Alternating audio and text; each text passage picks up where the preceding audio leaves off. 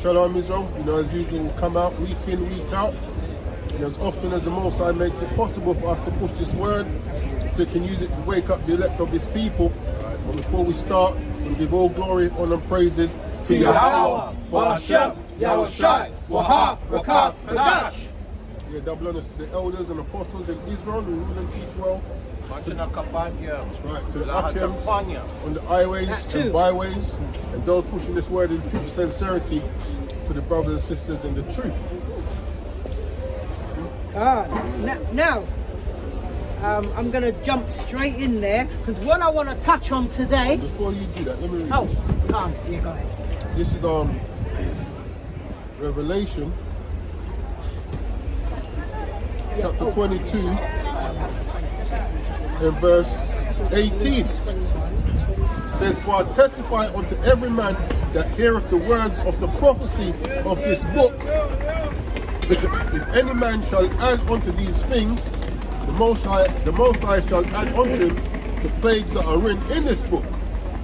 Verse 19, "And if any man shall take away from the words of the book of this prophecy, the Most High shall take away his part out of the book of life, and out of the holy city, and from the things which are written in this book." That's right. So we're not meant to add to the word, and we're not meant to take away from the word itself. Well said, well said. Now, what I want to go into today is this. You can hold it up there. That's the Negro Slave Bible. Now, that's what I want to go into today.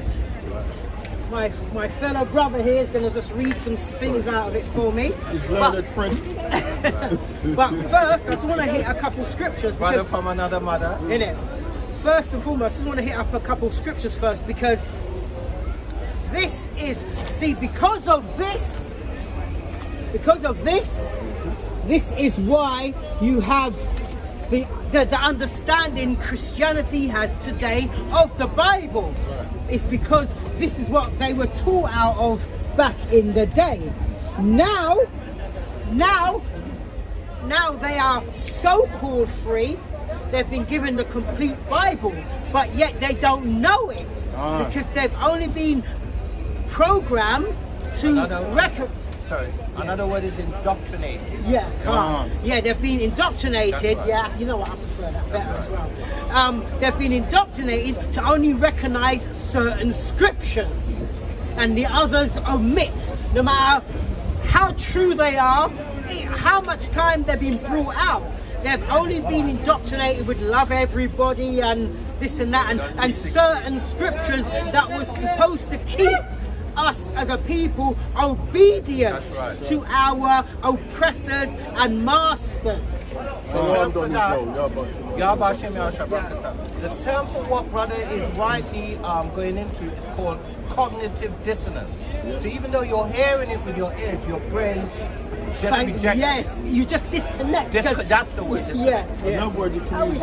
I know, right? Another word you can use is witchcraft. Yes. Because you read something, and it goes right over their head. It's like a spell. Yeah. That's why when we read and we break it down line by line, it helps to make it resonate and sink in a bit more. That's right.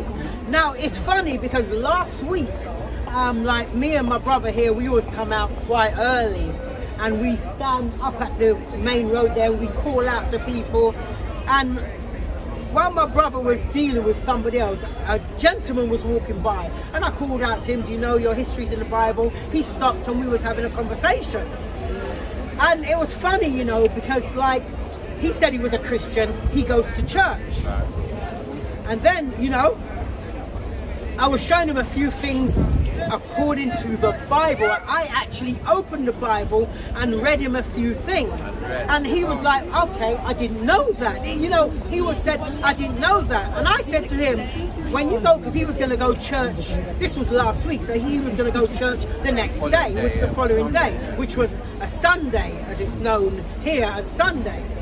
So I showed him like we're supposed to be keeping the Sabbath. That was one I showed him. Then I showed to him that I showed him a few more things. And then he was saying that, "Oh, okay." So I said to him that when you go church tomorrow, just show your pastor, just ask him. And he said he would love to. This is what he said. He would love to, but if he asks questions, he'll be kicked out of the church. That's what he said to me. They're bucking against the grain, isn't it? And he said he'll be kicked out of the church if he asks questions. And it goes to show that you have to accept what they say or keep it moving. And you know, there's a precept for that as well, because the man that was born blind, that Yahushua healed and said that he didn't sin or his parents didn't sin. That's what happened to him. He went to the elders and they did that thing that they do and they cast him out of the church. So that's the old practice that they do to control our people. That's right. Now, No, I was going to say shalom, chicken man. Shalom. Now, how did this come about? Is now the next question, because we had the scrolls, we had the, at the time, even before even at the time of Yahushua, there was no such thing as a New Testament. So how did this come about? Now, brother's going to read the scripture. If you can grab Luke 21, 20 to 24 for me, please. Luke chapter 21, verse 20. And when ye shall see Jerusalem compassed with armies. Now, this is when Yahushua was telling Yahushua, the one you call Christ, was letting the people know that this place is going to get compassed by armies, it's going to be desolate by the Roman Empire. Yeah? Hold on, sister, right? Now, read on, sister. Luke chapter 21, verse 20. Now, watch this. And when ye shall see Jerusalem compassed with armies, then know that the desolation thereof is nigh. So when you see the army, the Roman army coming down here, you know all hell is about to break loose from this point onwards. That's right. Verse 21. Then let them which are in Judea flee to the mountains. So he's telling those who haven't ears to hear, flee to the mountains, because you'll be better off fleeing than staying for what Rome has Planned for you, there you go, got planned for you. Then let them which are in Judea flee to the mountains, and let them which are in the midst of it depart out, and let not them that are in the countries enter thereinto. So you know what? You should be like ants. You better scatter, basically. Yeah. Verse 22. These be the days of vengeance. Because the Most High now is sending wrath on that place, because people was turning away from the commandments, the laws that he set in place. So now the Most High was bringing wrath on Jerusalem and on the people, and he was going to use the Romans to do it. As an instrument of judgment. Calm. Verse 22. For these be the days of vengeance, that all things which are written may be fulfilled. Because it was prophesied that this would happen. So the Most High always fulfills his promise. Verse 23. But woe unto them that are with child, and to them that give suck in those days. For there shall be great distress in the land. And that great distress, because the people that's coming in now to cause bear mayhem, it's not going to care about you and your suckling, the young, the old. Not going to care about all of that. Basically, what they did was trying to starve people out. Yes. When they come past the city, they were stopping food and water from coming in and out. Yeah. Poison the water supply. They're doing that in Gaza now, isn't it? Yes. You know. That's right. That's right. That's exactly what they do. The Romans again, eh? And can I just add, what Aki is describing there is also lining up with the scriptures, because the scripture said there's not supposed to be any partiality in judgment. So they were actually demonstrating no partiality in their wicked acts, because they didn't care if you were a child, if you were a woman, if you were a man, if you were old, if you were young. The only partiality they had was their own people. Exactly. For their own Roman, but for any other nation. Yeah, but we're supposed to do that as well. You're supposed to be doing that as well. Read on when you're ready. Luke chapter 21, verse 23. But woe unto them that are with child, and to them that give suck in those days. For there shall be great distress in the land, and wrath upon this people. Here we go. Verse 24. And they shall fall by the edge of the sword, and shall be led away captive into all nations, and Jerusalem shall be trodden down of the Gentiles until the times of the Could you Gentiles just repeat that again? be Led away fulfilled. captive into what? They shall be led away captive into all nations. So all nations had us captive. Jerusalem shall be trodden down of the Gentiles until the times of the Gentiles be fulfilled. So see, that prophecy still stands today, that that land will be trodden down by Gentiles until the time of their fulfillment, showing that there's Gentiles still in that very land today trodding it down. But the point also as well is that we will fall by the edge of the sword. A lot of us are getting killed even up to today. Yeah? And we'll be, and that place will be trodden down by the Gentiles. And right, so remember, so Rome came in, and what was there at the time as well? Our, what do you call it? Our temple. So they would have raided our temple. What would have been in our temple? Our written records. Our written records, not this as yet. But our written records, what the scrolls, which what we know today as the Bible, that would have been in there. So they would have taken that. Yeah, they would have learned that. Well, some of them, remember, some of the Romans then were.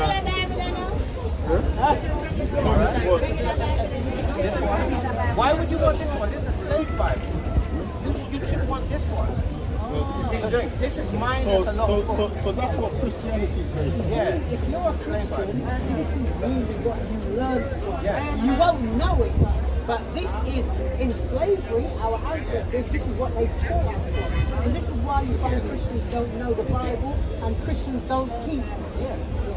And this is why Christians don't keep no laws, statutes, or commandments. So the whole point of slavery is to get you away from God, so they can.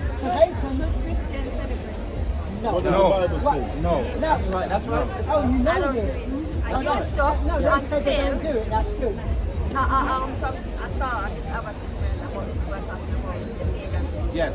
I don't use it. You know what? But you know, Before you say what that, we as Christians, Read we Jeremiah don't 10. celebrate. Jeremiah chapter 10. that's what I was going to do. You know what? No, let's read it. Quickly read it. Yeah. Somebody watch this. Jeremiah 10. Have you heard this? This is in the Bible. Yeah. Watch this, yeah? Jeremiah 10, verses 1. Watch this. Jeremiah chapter 10 verse 1 says, hear the word, which, just come around this way so that we don't Yeah, forget. so come round now. We got a full spin round.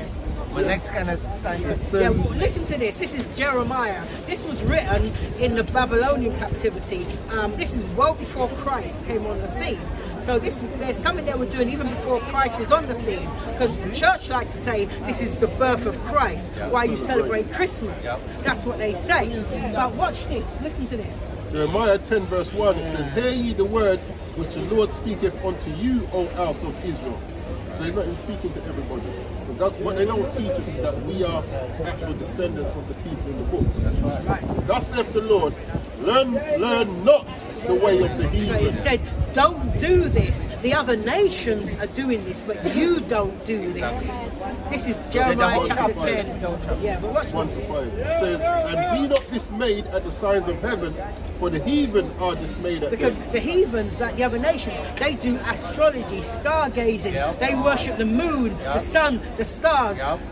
God is, the Most High God is saying, you Israelites, my people, don't do what they do. But watch this, it's gonna get better. For the customs of the people are vain. Now it's going to go into a custom, one of the custom that the heathens do that is vain. What does vain mean? Unprofitable, useless. Unprofitable and worthless as well. Don't do it. Listen to this. Yes, chapter 10. From 1 to 5. It says, for the customs of the people are vain, for one cutteth a tree out of the forest. Now remember, this was written when there was no artificial trees. So a man actually had to go in the forest, Yeah, the work of the ants of the workmen with the axe. cut a tree out of the forest, using an axe, there was no chainsaw. So they had to use an axe, cut the tree out of the forest. They deck it with silver and with So gold. they had to decorate this tree with silver and gold. There's those tinsels you see they hang on the trees today. They fasten it with nails and with hammers that it move not. They had to make a stand so it doesn't topple over because remember you cut it out. So what is that describing? Exactly, but what did the Lord say? Don't do it. But you've got in churches, they have a Christmas tree in a church. Are they reading the Bible? But then they'll say that's the Old Testament. And let me just Yeah, Let- but let you me have to just think add as about well. one second. when you finish that, there's a point. Those that we read about in the New Testament, did they have a New Testament to read from? So what were they teaching? Exactly. Right, so here's the point. So when you read Genesis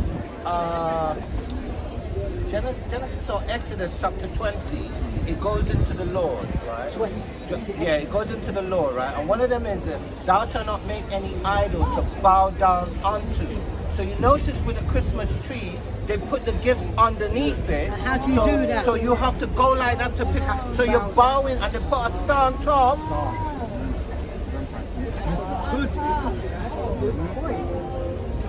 See, these are the things that Christianity would never teach you. But you know why? Because they have to keep you in sin. They have to keep you against God so they can be above you. Listen, I go on what is called TikTok, where they have, Yeah. I see this man saying those things. Yeah. And for people said not to That's do right, it. that's the spirit. And I sit down with my son, but he said, when I tell him no more Christmas. That's and right. the funny thing is this, they have accepted. But They yeah, have- but, they yeah, have but, to. but you know what? There's actually days in the Bible that we've been given to celebrate. The church don't teach us these things. If you want to learn them, sister, go to Leviticus 23. By the time you're coming to us again on Saturday, come speak to us and we'll show you. Yes. Yeah? Yeah. You'd finished reading, innit? Were you saying something? Oh yeah, that's right. Yeah, Okay, yeah. So as I was saying, so Rome raided our temple, so they've got our written records that were written by our forefathers. Now you can read 2 Maccabees 4:13, because what you would tend to find, anybody that wants to go against us will always need help from our people. That's what I was saying. Like, Yeah, I know even you were saying some of something. the Romans them used to keep our customs. Like, Yeah. Herod, Yeah. you know, with the Jews and whatever, yeah, so yeah. they would know some The of our Agrippas. Agrippa. Yeah. So in Acts you see that when Paul Paul. was talking to one of them, Yeah, he Agrippa. said, you're almost there. Yeah, he Because said that remember, almost the went reason there. why he, let me get that quickly. Yeah, But you're that was almost the there, point. man. Almost. He said you almost converted. I know, right? Convinced me to be Yeah. This is Acts 26 and verse 4. Paul was a serious apostle. Verse 3, because this is why he wanted Agrippa. It says, Acts 26 and 2, I think myself happy, King Agrippa, because I shall answer for myself this day before thee, touching all the things whereof I am accused of the Jews, especially because I know thee to be expert in all customs That's and right. questions which Ah. are among the Jews. That's right. That's So right. yeah, so some of them will know our customs, but what you tend to find also, some of our people will align with them and show them our ways, which is what you're going to read short. And let me just add, the Agrippas had a custom of marrying Hebrew women as well. So a lot of them had married, they used to marry other women too, but they used to marry Hebrew women as well. Alright, so this is the book of Maccabees, chapter 4. Salakia. This is the book of 2 Maccabees, sorry. Chapter 4. No, he's right. No, Verse it's 13. No, he's right there. Now, such was the height of Greek fashion. See that? So we've been forced into these Greek Yeah, fashions. yeah. So now it's Italian and French fashion, but in them and Spanish, but in them days was Greek fashion. Now such was the height of Greek fashion, an increase of heathenish manners through the exceeding profaneness of Jason and the Argonauts. What kind of man was Jason? Hold on, go and read it. That ungodly wretch. And it was people. I couldn't have said it better, mate. Yeah, go on. That ungodly wretch. Bow down. I know that bugger. And no, you know the bugger. He's a Greek man. And No, these are people. he's our people. Oh snap! Yeah. He's a big bugger. Yeah, that's Right. why I went Yeah, there with for. a big Verse bugger. 7. Yeah, he's a big bugger. Yeah. and no high priest. Because Yeah, right, yeah, so yeah, see, But he it'll- tried to be the high Yeah. Yes. He's a bugger. And that's the point I went there. So because we had our own people that would align with them, so they would teach them some of our ways. What was that for? This was yeah, chapter 4:13. Read 10 Yeah. Yeah, Is that what you wanted? that's what I wanted, just to make that point. But if you wanted something Yeah. read, Verse 10. So this is the book of 2 Maccabees, chapter 4, and verse 10. Which, when the king, Actually, start 9. verse 9. Besides this, This is Jason. Go on. yeah, the bugger, he promised to assign 150 more if he might have, oh my God, license to set him up a place for exercise and for the training up of youth in the fashions of the heathen, and to write them of Jerusalem by the name Antiochian. So that's where they got the Antiochian people. Verse 10. Which, when the king had granted and he had gotten into his hand the rule, he forthwith brought his own nation to the Greekish fashion. So he's a traitor and a bugger and a demonizer. and that was the point there, because like remember, they got our written records and everything, so somebody would show them also how to keep us demise. Yes. That's why I went there, to Keep show. us in a dead state. Good, right. Now, if you can read us, Judith. And they would bribe some of our people like Yes, they yes, tried to do with Eliezer. Yes. You know? Yes. Isaiah Yes. 3 and 12. So this is Isaiah a- 3. No, go on. No, I was going to say, yeah, that's what they're doing. Try and bribe some of our people, promise them certain things to lead our people astray. So this is Judith chapter 5 and verse 20. Right. So now, remember, they're learning how to keep us, and this is where soon this is going to come into play. Just building up that picture. Judith 5 and 20. Now therefore, my lord and governor, there be Now, any... Salakia. Now this is Asa speaking to is it Holofernes? Holofernes or something. Holofernes or something. He's a Moabite as well. Yeah, and he's speaking to him, and he's chief men. So on So how? he'll be the chief pot washer. Yeah. If you take that from the top again, huh? Now therefore, my lord and governor, there be any error against this people, and they sin against their power, let us consider that this shall be their ruin. That's right. And let us go up, and we shall overcome them. So showing you that now they're being taught that if these people, the Israelites, if they sin against their power, they'll be able to come up and overthrow us, because the Most High won't fight for us. So they will definitely have us in their power, and we'll be under their foot. You read on. But if there be no But, iniquity, hear this, but if they are keeping the commandments like they were delivered from the law of Moses, all the way to even now as it stands, but if there be no iniquity in their nation, in their, see that? In their nation, because the Most High judges as a nation. That's right. As much as like he'll give like individual people like a little props for doing what's right, as a nation still, if I'm going to slavery, my whole nation is. And the proof of that is But when- the only difference is now I might get a bit of leeway if I'm doing what's right in slavery by the oppressors, but I'm still going in slavery. Yeah, so that's what I was going to say. So when you read all the prophets, or most of the prophets, most of them were writing in slavery, Yes. or in a state of slavery. Yes. So that proves, and they were righteous, so that proves that they're getting judged as a nation. that's Daniel, Job, Job, yes, Job 33 and 29. Says, but if there be no iniquity in their nation, let my Lord now pass by, lest their Lord defend them and their power be for them, and we become a reproach before all the world. So see now, they learned this to know that themselves that okay, if we can keep these people from serving their power, we can overcome them.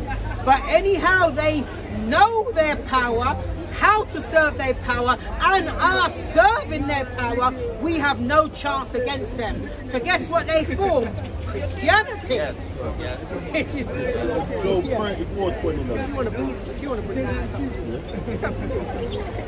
Job 34:29 says, "When he giveth quietness, who can make trouble? And when he hideth his face, who can behold him? Whether it be done against a nation See that? or against a man only." As the brother said, we'll get judged as we're being judged now as a nation, but then Sorry. you can have individual judgments as well. Yeah. Yeah. So. Yeah. So, okay, if you can bring out Isaiah, and I'm going to read straight after Isaiah 9:16. All right. Okay. Isaiah chapter 3 verse 12. Yeah. As for my people, So children, this is Isaiah again. He's speaking to us. As for his people, children are their oppressors, and women rule over them.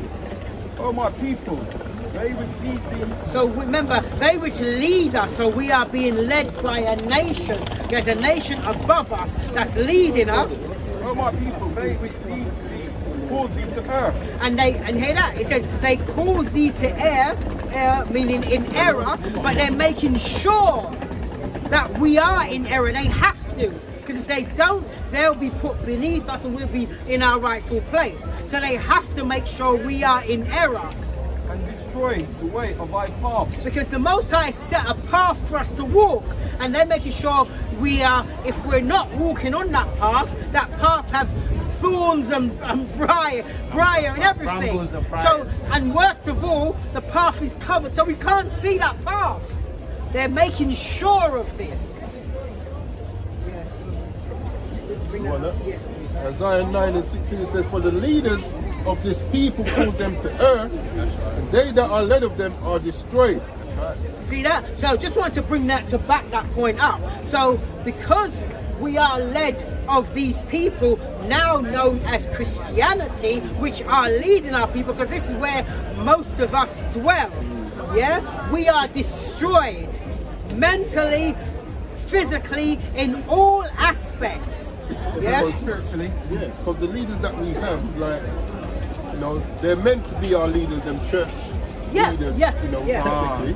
But it says they cause us to err, which is what's happening, man. Yeah, and the thing about the church now, there's a few religions here that I'm going to quickly read out.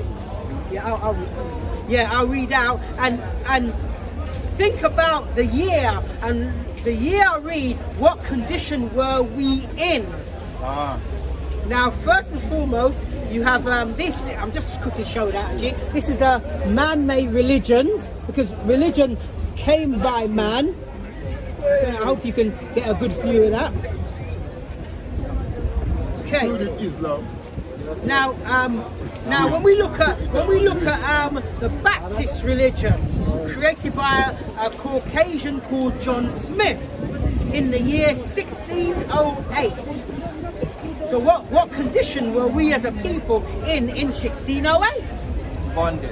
Come here, boy. And then after that, we got another one called the Pentecostal, which was created by Charles Parnham in 1901.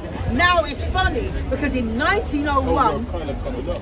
well, no, we were supposed to be out, but we were still very much in. Yeah, Well, we're because indoctrinated it by was them. called Jim Crow. It was and, Jim Crow. the We were still in it. Reconstruction era. Because you have to remember as well, because even when the abolition of slavery, even the church, the Christian church had slaves. Yes. But what did they do? When the slavery was abolished, what they did was sell their slaves to states that were still upholding slavery after it was abolished, to make sure they don't lose money. And these are the people that you're following and putting your life on the line for them not even teaching you the correct doctrine. Now, and it's funny, the next one is the Mormons. We just encountered a couple up there a little while ago. Yeah, the Mormons was created by a man called Joseph Smith in the year 1830. What condition were we in that year? Need I say any more? Next one was Jehovah's Witness. Wickedness. Yep. Was created by a guy called Charles Taze Russell Yep. in the year 1872. What condition were we in? But basically, we were still in slavery. Yeah, that Come one we out were of it, still in, It was even though- it's 1968, but we still technically 1863, the abolition, but Yeah, we we still still were was in under it. it because Yeah. there was a lot. Even the point when Abraham Lincoln wanted to abolish it, and only Yes, yes. but remember he only abolished it because a civil war Yes. broke out and he needed troops. He needed the Negroes to fight Exactly. for him. That's And let the me only- add, the way that the laws were implemented was the states, how many states was there at the time? 13 or the states that there were at the time, they had to vote to abolish slavery individually. It couldn't be imposed on them. And then the next one now is Seventh-day Adventists, which a guy called William Miller, even though they credit Ellen G. White of Seventh-day Adventists, but William Miller was her mentor because that's who she learned from, and that was 1863. What condition were we in then? Definitely slavery at that point. And at that point, you had other break-offs as well. Yes. But they were still all under the main body, which was the Roman Catholic Church. That was still the main body that they were all under. These were little break-offs because there were little schisms that some of them didn't agree with. So they broke away and formed their own, Schism. yeah, their own kind of doctrine, their own way. Yeah? Now, with that said, if you can pull out for us Second Maccabees 2 and 1. So If you this- can grab us Jeremiah 23 and 29. This is the book of 2 Maccabees, chapter 2 and verse 1, and it reads, "It is also found in the records that Jeremy," Jeremy is Jeremiah. Yeah. It's just Greek. It's Greek, yes. Yeah, that's all that is. Jeremy or Jeremiah, the prophet, commanded them that were carried away. Now, hang on. So hang on. Let's take this slowly. Yeah. So Jeremiah is recorded in the prophet, the book of Jeremiah, that he commanded them that were carried away. Everybody wasn't carried away, only the Israelites. So this is what he commanded the Israelites. Them that were carried away to take of the fire as it had been signified. Now he commanded them to take off the fire. This is written in the book of Maccabees. Yeah. Well, let's go to see what fire he commanded them to take off. Somebody could grab Jeremiah 23, 20, oh yeah, 23, 29. Jeremiah.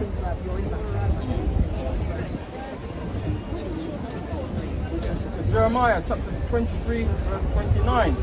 Is not my word like as a fire, saith Yahweh, like a hammer that breaketh the rock in pieces. Yeah, right, hold that there again. Read that again for me, because you see how they link. And it links even more because that hammer would be Maccabees. That's what it means. Yeah. So this is the book of Maccabees, Hammer, chapter 2, verse 1. It is also found in the records that Jeremiah the prophet commanded them that were carried away to take of the fire as it had been signified. Hold that, don't go away. Yeah. Right, read that again first, please. So take off the fire. This is the fire that we are supposed to take off even up to today. That's right. So Jeremiah chapter 23 verse 29. Is not my word like as a fire, saith Yahweh, That's right. and like a hammer that Maccabee. breaketh the rock in pieces. Come. Right, if you can read on from 2 to 3. Verse 2. And how that the prophet, having given them the law, Hear that? There again. So he's not leaving it to chance. He's now making it clear again. So that fire you were given was the law. and how that prophet, having given them the law, charged them or commanded them not to forget the commandments So of we the were Lord, charged not to forget it no matter what. the commandments of the Lord Yahweh, and that they should not err in their minds Hear that? They should not err in their minds when they see images of silver and gold with their And- ornaments hanging on Christmas trees. God, you see, exactly, right? Jeremiah No, 10. that's how you're doing, Yeah. but that's the point. That links up with Jeremiah 10. Yeah. Exactly what we read Let me earlier. bring this. This is Jeremiah 5. Jeremiah 5 and 15. It says, Lo, I will bring a nation upon you from far, O house of Israel, saith Yahweh. It is a mighty nation, an ancient nation, a nation whose language thou knowest not, neither understandest what they say. So that's getting back to letting us know who's doing these things. That's right. Yeah, go read on that. Verse 3. Yeah. And with other such speeches, So Jeremiah with other such speeches, so he was giving them a good lecture. yeah, he was geeing them up. He was to getting what them- they should hyping do, them up, and geeing don't them up, forget, yeah. because remember Moses done the same thing. Exactly right. Yeah. Verse 3. And with other such speeches exhorted he them that the law should not depart from their hearts. See that again? So he's making sure that you know this. So in time to come, you don't start thinking, hang on a minute, oh, do we still keep it now? No, we're under the new covenant. No, Christ done away with the law. Isn't it? Is the fulfillment of the law. Yeah, Fulfill he's the making law. sure he's establishing it that you keep it and it doesn't depart from you. Can you read on from where you were from Jeremiah 23 to 30? Yeah. From Jeremiah chapter 23, verse 30. Yeah. Therefore, behold, I am against the prophet, saith Yahweh. So make it known, the Most High is against the prophet. Let's see which prophet he's against. Therefore, behold, I am against the prophet, saith Yahweh, that steal my words, every one from his neighbor. Making sure your neighbor doesn't know what he should do. That's what the church pastors are doing. man. Exactly. Yeah, go on. Verse 31. Behold, I am against the prophet, saith Yahweh, that use their tongues and say, he saith. See that? And they say that. Oh, the Lord said. Oh, Jesus said. But he didn't say it. Because if you want to know what he said, open the book and read it. Come read the word, bro. Come.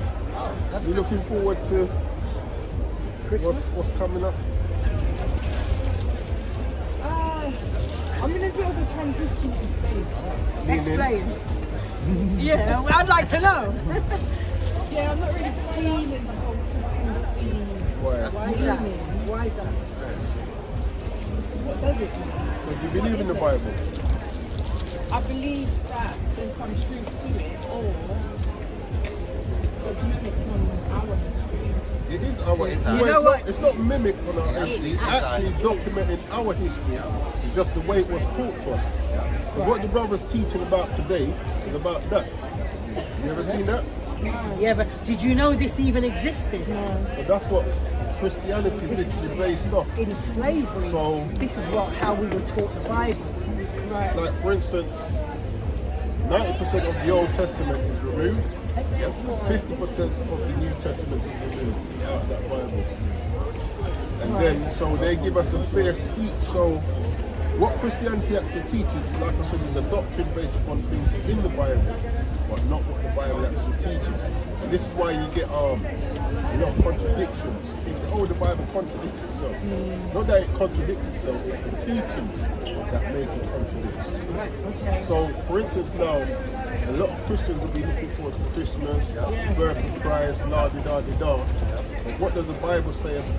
We brought it out just a while ago. Bring it out Yeah, there. yeah, listen to this. Because you got to remember, do you go to church? No. Good. But do you know in church you see they actually have a Christmas tree in the church? Yeah. Because I used to go, so Right. yeah, used to have a Christmas tree in the I church. used to go also. Yeah, yeah. So, you know, but let's see what the Bible says. From Jeremiah chapter 10, verse 1. Now, notice where we're reading from Jeremiah. This is even before Christ. This is in the Babylonian captivity when Israelites were taken captivity under Nebuchadnezzar. So Christ wasn't even on the scene yet. But watch this, yeah? Jeremiah chapter 10, verse 1. Hear ye the word which the Lord speaketh unto you, O house of Israel. And that's the key thing. He's only speaking to a specific nation of people.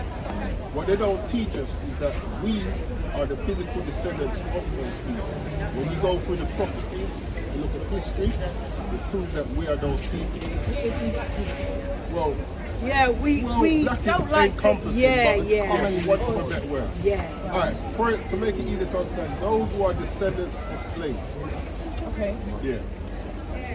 So I would say the so-called blacks, the indigenous aborigines or the American Indians, right?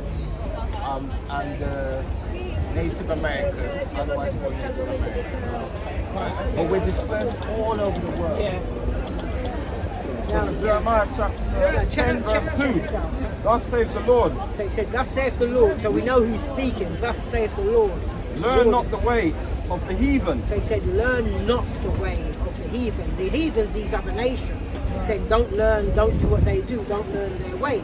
and be not dismayed at the signs of heaven, for the heathens are dismayed at them. Signs of heaven, like as the heathens, the other nations, they do astrology, stargazing. They worship the sun, the moon, the stars. They bow planets as down well. and things like that. God is saying, the Most High, don't do that. Don't follow their ways. Watch this. Jeremiah chapter 10 verse 3. For the customs of the people are vain, Now, it's going to tell you that there's a custom that these people do that's vain. What does vain mean? Vain is just something useless. It's just pointless. It's useless, of no value. So if somebody is sick, No, that's No, but in this in this kind of context. context, vain is saying it's useless, it's no good. because remember, it said, remember in its context, it says the customs of the people are vain. So meaning things that they do are vain, but it's gonna be more specific. Watch this. So Jeremiah chapter 10 verse 3. For the customs of the people are vain, for one cutteth a tree out of the forest. Now remember, this was written when there was no such thing as artificial trees. So you had to go to a forest, cut a tree out of a forest. The work of the hands of the workmen with the axe. Chop him down. Verse 4. They deck it with silver and with gold. So you decorate this tree that you cut out of the forest, with silver and gold, you hang your tinsel or whatever on the tree. They fasten it with nails and with hammers, that it moves not. You have to make a stand so it doesn't topple over. Now what custom is that going into?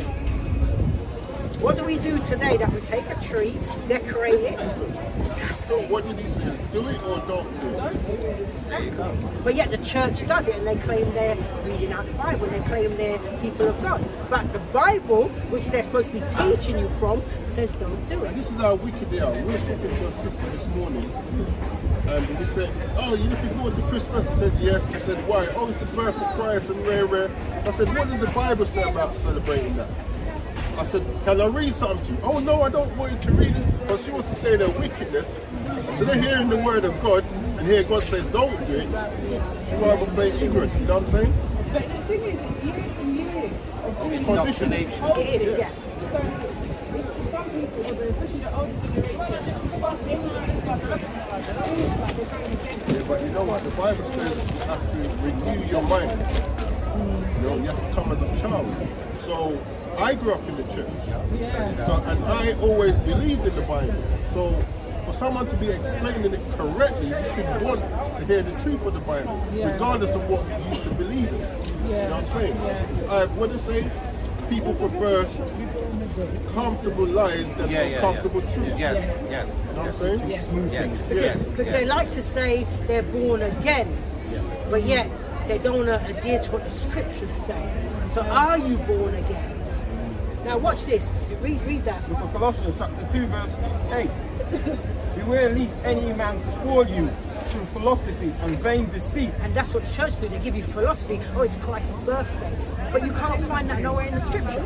That's vain deceit. They're totally deceiving the people. Because where do you go to scripture to find that Christmas is the birth of Christ? You can't go nowhere and find that in the book. Not only that, when you read the Bible, it actually gives you days to celebrate. Yeah. None of them don't celebrate. Oh, really? Yeah. Of course. It's like you got Feast of Tabernacles. That's for like 7 days straight. The Most High says celebrate for 7 days straight. Yeah. There's a lot of feast days. You know what I'm saying? Find that all in Leviticus Just add, 23. Feast of Dedication, which you can read about Christ observing as well. Yep. They don't do none of John this. 10:22. Yeah. finish that up. Colossians chapter 2 verse 8. Beware lest any man spoil you It says beware, so you have to be aware this, lest any man spoil you. philosophy and vain deceit, after the tradition of men, See, it's a tradition of men. after the rudiments of the world, and not after Christ. See that? See that? I mean, it's so plain cut. So why aren't they hearing this at church? And the brother brought this out just a while ago, that all the religions then, we got the Baptist religion, 1608, that's what the white guy. We got the Pentecostal, 1901, the Morons, Mormons. Don't mind him. the over wickedness.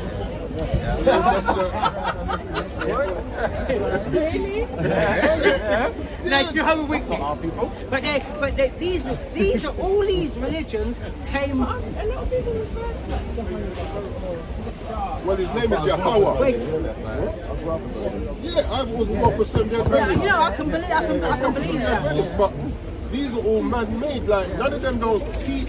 None of them will ever go into the Bible and show you through the prophecies that you're the descendants of these people. I was taught that I wasn't the descendants of these people. And when you know that you are, it explains to you why, as a people, we're in the condition that we're in. Because we're actually under. Yeah, you know, I was going to say, can we quickly show you something to show you that? If you can grab 28, if you can get, who's getting Deuteronomy 28? Where'd you get this book? Well, I got that online on eBay. Yeah. What you can get? I'm going to get. Yeah. Most happily you can do that. It'll cost about 40 quid or 45, but that will cost me 40 quid. I looked the other day; they look like it's gone up already. With less pages in it. Yeah. Trust me, you know what? This is an eye opener when you look into it. I'm going to show you something in there when we you know. Snap with this as well. Yeah. I'm starting.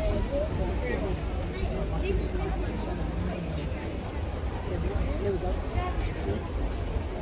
So the book of Genesis meant to have 50 chapters. This one's at 14. They've removed. Listen, you see, in a regular Bible, the 66 books, there's over about 1,600 or 1,700 odd chapters. In here, there's only 250 something. That's how much it's been scaled down. Leviticus got Because they 27 have to chapters. give you a doctrine to make sure you're submissive, and they keep it in control so you don't revolt against your master. And this Leviticus got That's no why this chapters. is made for. And that's where you find a lot of the laws. No, they're taken No, they've away. removed. They diminished. Big time. What was you going to read? So when our foreparents came out of Egypt, we went into a binding covenant. The first part is to keep God's commandments and be above everyone. The second part is to break it, and certain curses or bad things will befall you. So quickly read 45. Deuteronomy chapter 28 verse 45. Moreover, all these curses shall come upon thee, and shall pursue thee, and overtake thee, till thou be destroyed, because thou hearkenest not unto the voice of the Lord thy God, to keep his commandments and his statutes which he commanded thee. Read on. Verse 46. And they shall be upon thee for a sign. These curses are going to be upon you for signs. Now, what's one of the purposes of a sign? If I said meet me outside for boots, how are you going to know it's boots? That's right. So these curses are going to be an identified marker on these people, God, to show They shall be upon thee Stays. for a sign and for a wonder, and upon thy seed forever. meaning till Christ returns. But when you read the Bible, it lets you know when he returns, that's when all these curses are going to go. So let's read one of the curses, one of the signs, 68. Watch this, yeah? Remember, this is when Moses had just delivered us out of Egypt, I right? mean, you're familiar with the story. Moses, remember Pharaoh, let my people go, come out into the wilderness. So, right. So this is Moses speaking to the Israelites in the wilderness. Now, but watch what he says to them here. Deuteronomy chapter 28 verse 6 and 8. And the Lord shall bring thee into Egypt. So hold on, he said he's going to bring it into Egypt. So remember, they just came out of Egypt. So give me 3 and 5. I've got Egypt one. Yeah, 5 and 20. Oh, okay. 20 or 11. 11, slap it. In the book of Judith, chapter 5, verse 11. Therefore, the king of Egypt rose up against them and dealt subtly with them, and brought them low with laboring in brick, and made them slaves. So in Egypt we were slaves. Yeah, so read that again. This is Exodus chapter 20 and verse 2. I am the Lord thy God, which have brought thee out of the land of Egypt from the house of bondage. So Egypt is being referred to as slavery or bondage. So read that again. Deuteronomy So chapter for breaking the 28, commandments, verse 68. And the Lord shall bring thee into Egypt he's again going to bring you back into bondage or slavery again. with But ships. how? This time with Repeat that. With ships. So when you look at history, what group of people do you know went into slavery on ships? See, it's a no-brainer when you get this understanding like this. But who's he speaking to? The Israelites. So read on. Can I just add?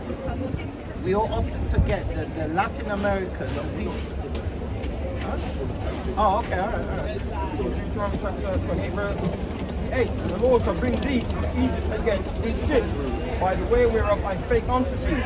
Thou shalt see it no more again. Homeland, which is Israel.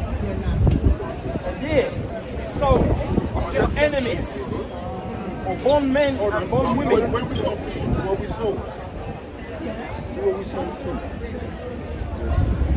Yes, so read that again. What did the Bible say? And there you should be sold unto your enemies, for bondmen and Slave bondwomen. man or slave woman. And no man shall buy you. That word buy in the Hebrew Sponat means to redeem. It's on like Martin Luther King tried, Malcolm X tried, Sojourner Truth Meaning tried. trying to get you out of that slavery. we're still in that But situation Most High is today. saying, this one, no one's getting you out. We're still in it today. We got slavery. Christ returns. But, it's okay, I was going to say, but we have to do something. It's not just about when Christ returns. You know what we have to do? 47, is it? Is it 47?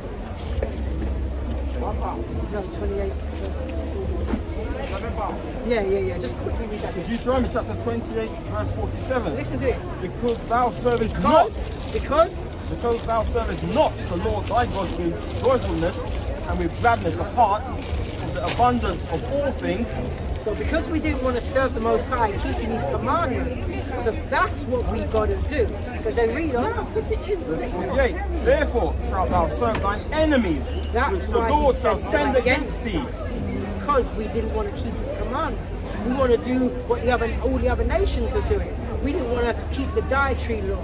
We didn't want to keep the moral law, the civil law, the ceremonial law. The only one we don't keep is the sacrificial law. But we didn't want to keep them. So what he said, okay, you don't want to serve me? See how you're going to like serving your enemies. This is what we have to serve them for. Well, watch this, yeah? Verse 48. Therefore shalt thou serve thine enemies, which the Lord shall send against thee, in hunger, and in thirst, and in nakedness. So, for instance, we've got a food shop down there, but as a people, we don't import no food.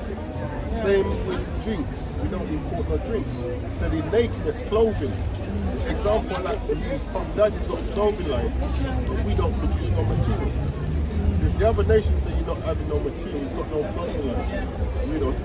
And in the want of all things. So name me one thing that you own that your people produce. Just one. That's all we ask. So who's it being? Us or them people over there in Israel today? No, Them. who does this fit that we just been reading? Exactly.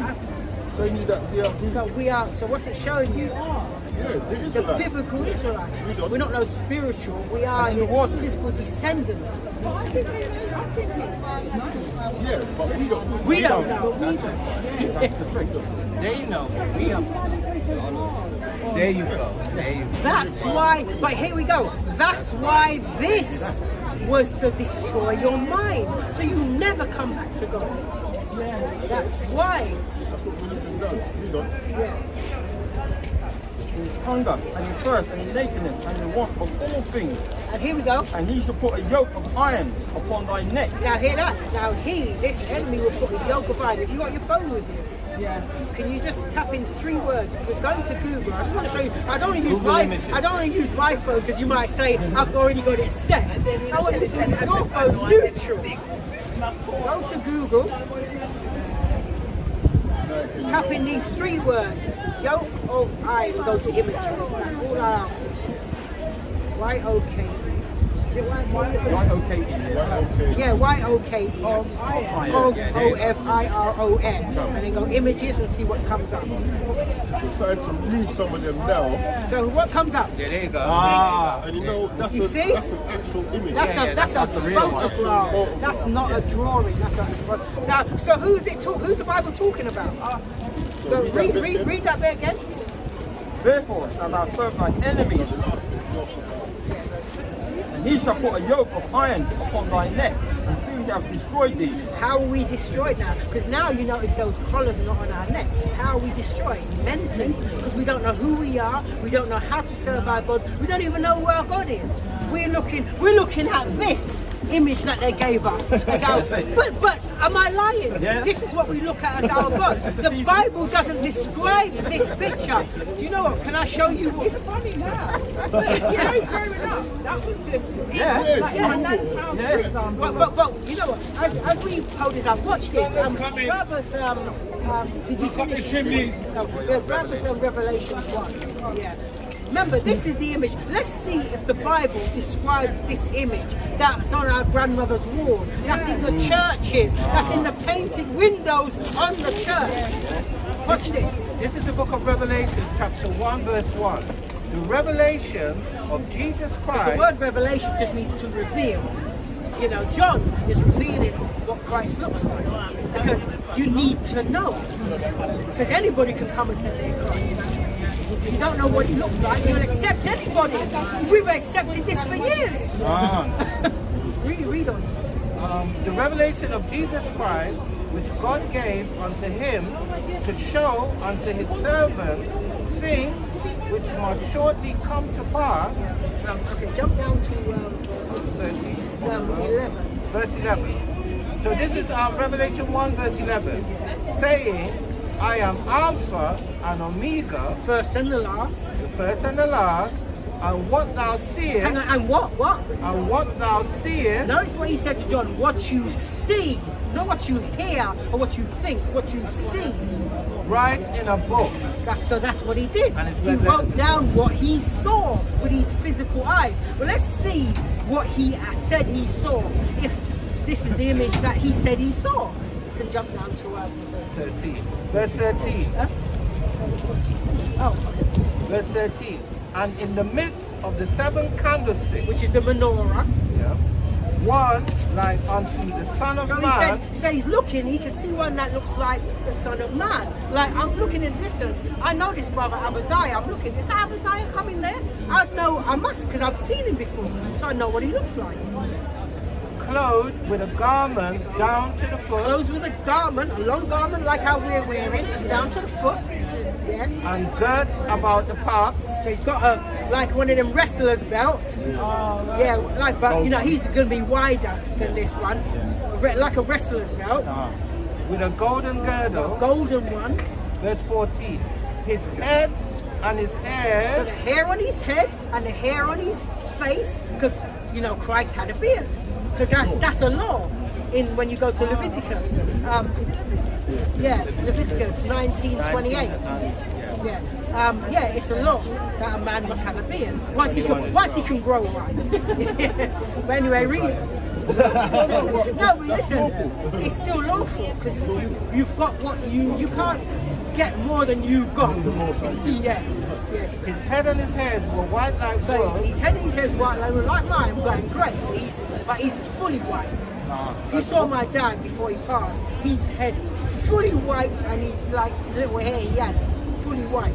As white as snow, and his eyes were as a flame of fire. So his eyes were red, just meaning he's white of his eyes were red, like he drank wine. Remember his first miracle, he turned water to wine. So he drank wine, but he wasn't a drunkard. Now when you look at here, that doesn't look like woolly hair, and his eyes are not red, he's got like blue eyes. So that's 2 strikes, isn't it, right there? Verse 15. And his feet. Now John has looked down at Christ's feet. Now he was wearing sandals. Now if you took your shoes and socks off and you were standing there, your feet would be the same colour as you. You know? But let's see what it says here. And his feet like unto fine brass. What colour's brass? Well, bronze is bronze, but brass is a derivative of brown. Like if you have a penny, it's more brown than kind of gold or bronze. Yep. But let's see when he reads on, let's see, because he said, read that bit again. And his feet like unto fine brass, as if they burnt in a furnace. So you take anything and you burn it, what color does it come? So who's this? Yeah, but watch this, yeah? And his voice as the sound of many waters. Now, when you watch them films, they have Christ, that Passion of Christ, like he's such a soft tone. Read that again? Up from the top? No, just the voice. Yeah. And his voice as the sound of many waters. If you ever stand by Niagara Falls and hear the water smashing on the rocks, you can't hear yourself think.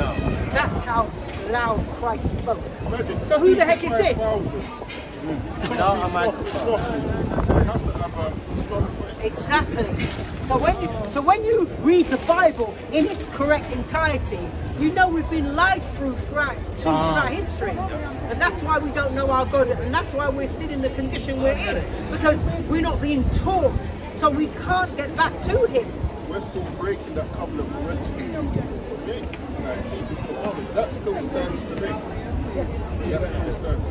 And to get the kingdom that's coming, you have to come back to that and faith. You have to come back to learning the laws and applying them to the best of our ability. Yeah. Like, for instance, the reforms. So, why? See, But the thing is, our leaders ain't enforcing these things. A lot of our people know that we should be doing some of these things, but no one's enforcing it on our people. And church ain't, they're just listening to scriptures and telling you you can eat anything. Yes. Yeah. And to keep us destroyed. That's the main thing, to keep us destroyed and to keep us from, because once we come back to serving God, they're finished. He will turn our captivity, and all the curses that are on us Go on them. will go on them. That's what But the thing is, they know this. It's us that don't know it. They have studied this book, so they know. So they have to make sure they keep you in sin, because sin is the transgression of God's laws. That's all sin is. When you're breaking God's laws, that's when you're in sin. That's all it is. It's really simple, you know, in that retrospect. So that's what we're saying. To be part of the kingdom to come back to the covenant. The only way forward. We've tried everything else, and we're in no bad condition. The only thing we've never tried is keeping the commandments the way the Bible says. It's the only thing we haven't done, but we've done everything else. Job chapter 22 verse 23. If thou return to the Almighty, thou shalt be built up. Thou shalt put away iniquity far from thy tabernacles. Bring that again up. Listen to this. Job chapter 22 Listen to this. verse 23. If thou return to the Almighty, So if you return to God, how do you return to Him? By keeping the commandments and having faith in the one they call Christ, which is correct Hebrew name is Yahushua, because there's no J in Hebrew. You know, that's his correct. That's why they say Jehovah and Jehovah and all that. Correct is Yahushua.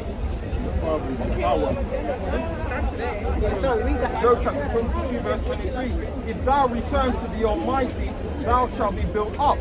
Thou shalt put away iniquity far from thy tabernacles. Yeah, stop sinning. Basically, stop breaking this commandment. That's what he said. That's how we'll return. That's right. And the thing is, you know what? He doesn't expect it to happen overnight, but at least make an effort. That's all he's asking. That's what we Make an don't want to effort. do. We don't want to make it. No. Because we're so used to this lifestyle now, to change, like you're saying, like our elders who've been in Christianity for so long, Yeah. for them to acknowledge that maybe what I believed in was wrong, they rather continue in the lies and feel comfortable and uncomfortable too. This is The brother's just got one more scripture. that's our main. Alright. Let's probably with this. That is yeah, your brother's got one more. This is the book of Joshua, chapter 1 and verse 8. This book of the law shall not depart out of thy mouth. This is not a religious book. It's a book of laws, commandments, laws, history, and prophecy of a specific group of people. Us. This book of the law shall not depart out of thy mouth, but thou shalt meditate therein day and night, that thou mayest observe to do according to all that is written therein. For then thou shalt make thy way prosperous, and then thou shalt have good success. So that's the key to our success. Yeah. Because what it is, right? We're not waiting on the Lord, He's waiting on us. That's where people miss. Oh, I ain't got done anything. He's waiting on you. Get yourself right first. Church and I do believe we're waiting on him. But how can he return and we're not right? Everybody's going to die. He needs to be able to save someone. You know what I'm saying? He needs to be able to save someone. Doing us a mercy by That's not right. coming. It's true, but not coming. I don't say I would have been put to death a long time for some of the stuff I've done. I'm not lying, man. Some of the stuff I've done. But remember, we're Israelites, man. Israelites. All right. Thank you. You're welcome. Yeah? Blessed day. Oh, bless. Oh, sorry, wrong hand. Hey, Shalom, y'all. Yahweh the 144, y'all. Shalom, wahab.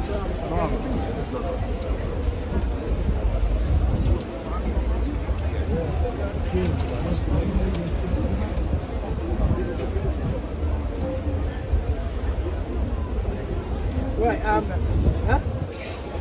yeah. I just can't remember. I've got to just see where I was. It was a long pause. But yeah, it was a good diversion. Yeah. You was in Jeremiah, wasn't you?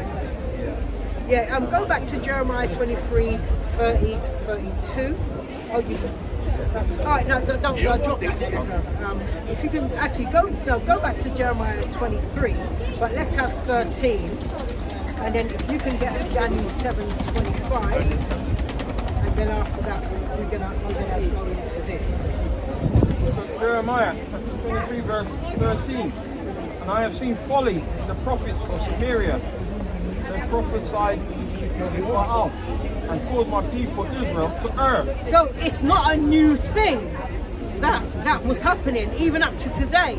You had prophets, you had some prophets that were prophesying lies back then, causing the people to error, and it's come down to now, even to today. Same thing, but what's it known as today? Christianity.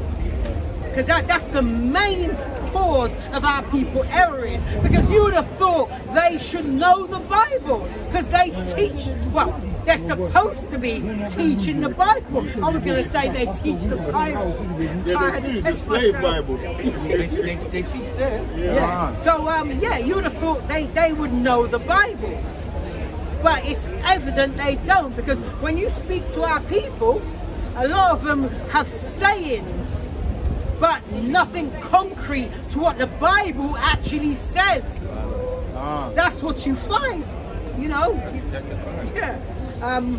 Oh, you read that already? Oh, yeah. Daniel 7:25. Yeah, so this is the book of Daniel, chapter 7 and verse 25, and it reads, and he shall speak great words against the Most High. And that's what they've been doing. And this started from the Roman Empire, coming down, teaching our people, all the way to today.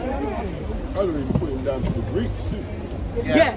But you they call it the Greco-Roman. Yeah, that's true. The only reason why I was sticking on the road because that's more like when you look at that's more in line with what now, because the Vatican is the one that all this doctrine like the what do you call them people that teach theologian and the seminary that all comes it's from rooted in Rome, more than the Roman Greeks. Catholic, Yeah, that's why I was kind of on there. Yeah, and I'm sorry, read that again. Yeah, this is Daniel chapter 7 and verse 25, and it reads, and he shall speak great words against the Most High, and shall wear out the saints. Boy, and now people are worn out. Yeah, so Pardon? No. We just teach the Bible, but the truth of the Bible. Christianity. We're speaking about Christianity. Christianity gave us this. You ever heard of that? Yeah, but what it say? Yeah, the slave Bible. So during slavery, this is what they What do created. you believe? You believe Jesus, you believe God? Yes. Yeah, we believe all of that.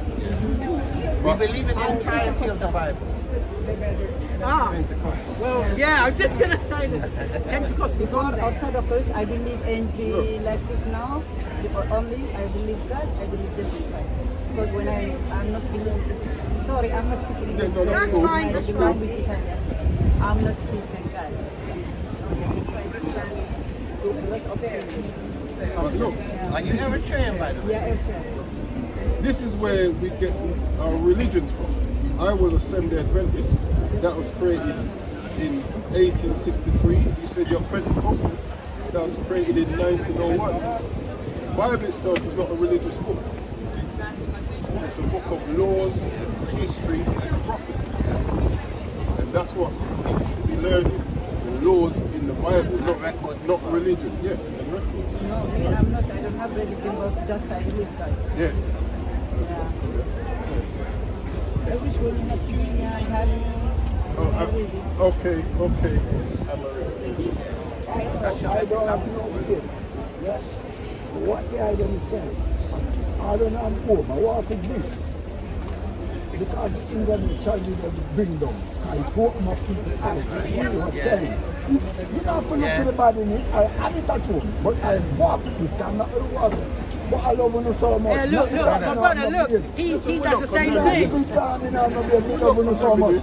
You better you talk to the concrete more than these people. If the younger them, I depend on the younger people, they will rise up. Because we shall be, we don't hear the brother them know Mr. Weller. Only us that goes through what we go through. And the people are still done.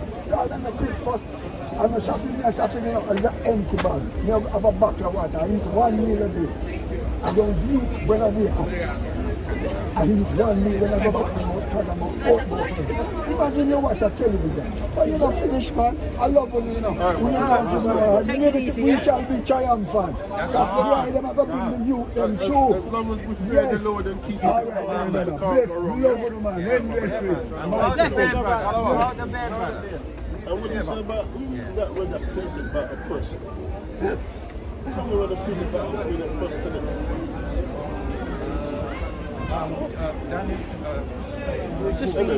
So this is the book of Daniel, chapter 7 and verse 25 from the top. Our people feel the oppression, but they don't understand They why. can't quantify it because they don't know where it's coming from, Yeah, and they why? don't know the solution to it. And we try to give it to them, but Have to destroy this again where they can't receive it. yes. This is why we have to be so grateful to the Most High for opening up our eyes to be able to receive it. And he shall speak Which is great words our enemies, to speak great words against the Most High. against the Most High. How has he been doing that? Against the Bible. Doctrines, man. The doctrine, that's it, the doctrines of the Bible. And shall wear out the saints. Which of the he's Most done High. that. Many of us are worn out to the point where we can't see where we can come back. What is it? Remember the elders talking to that says there's no peace in Babylon. Oh, Yeah. Yeah, he was Worn worn out. out. Yeah, he's worn out. Worn out. You're the only one. I know. That's a good example, boy.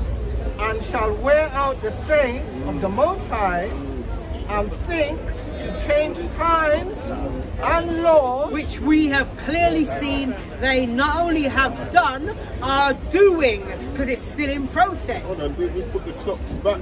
Yes. Yes. My man's putting back time. I know, That's right? pride in itself, I man. know. To change times and laws, and they shall be given into his hand. So the Most High let him do this, Yes. because you know what? This is sealing his own fate, but he doesn't know it. That's right. That's what's happening. Until a time and times So that's 1 and 2, that's Yeah. 3. And the dividing of time. which is 350 years. That's right. That's what that boils down to, That's right. 350 years.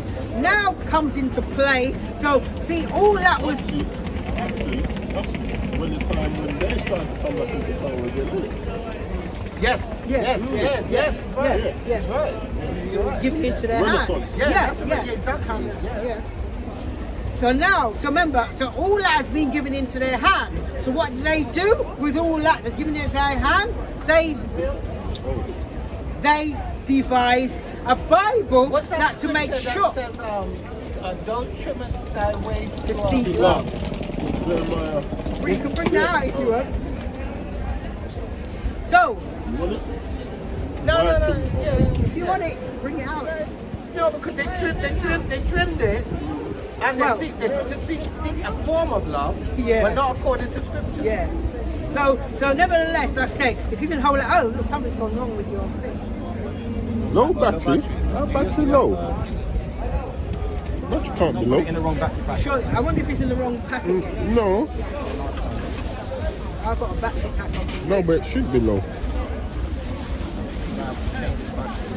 I changed the lead. Oh, I plugged It's in the wrong one. bloody Yeah, one. The black one's hanging down. Yeah, Muppet. I'm sure I plugged in the other one. I did that last time.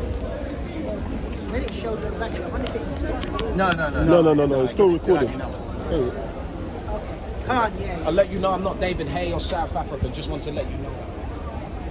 Anyway. Anyway, nevertheless, like I said, now this comes into play. Can you hold it up again for us, please?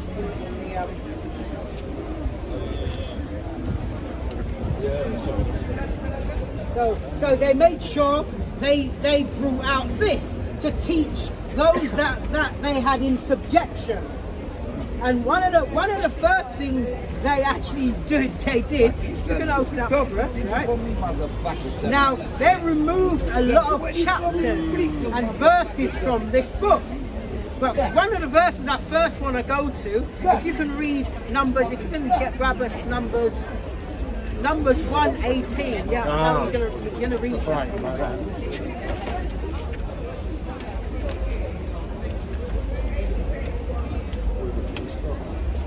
Yeah, it's in Genesis now.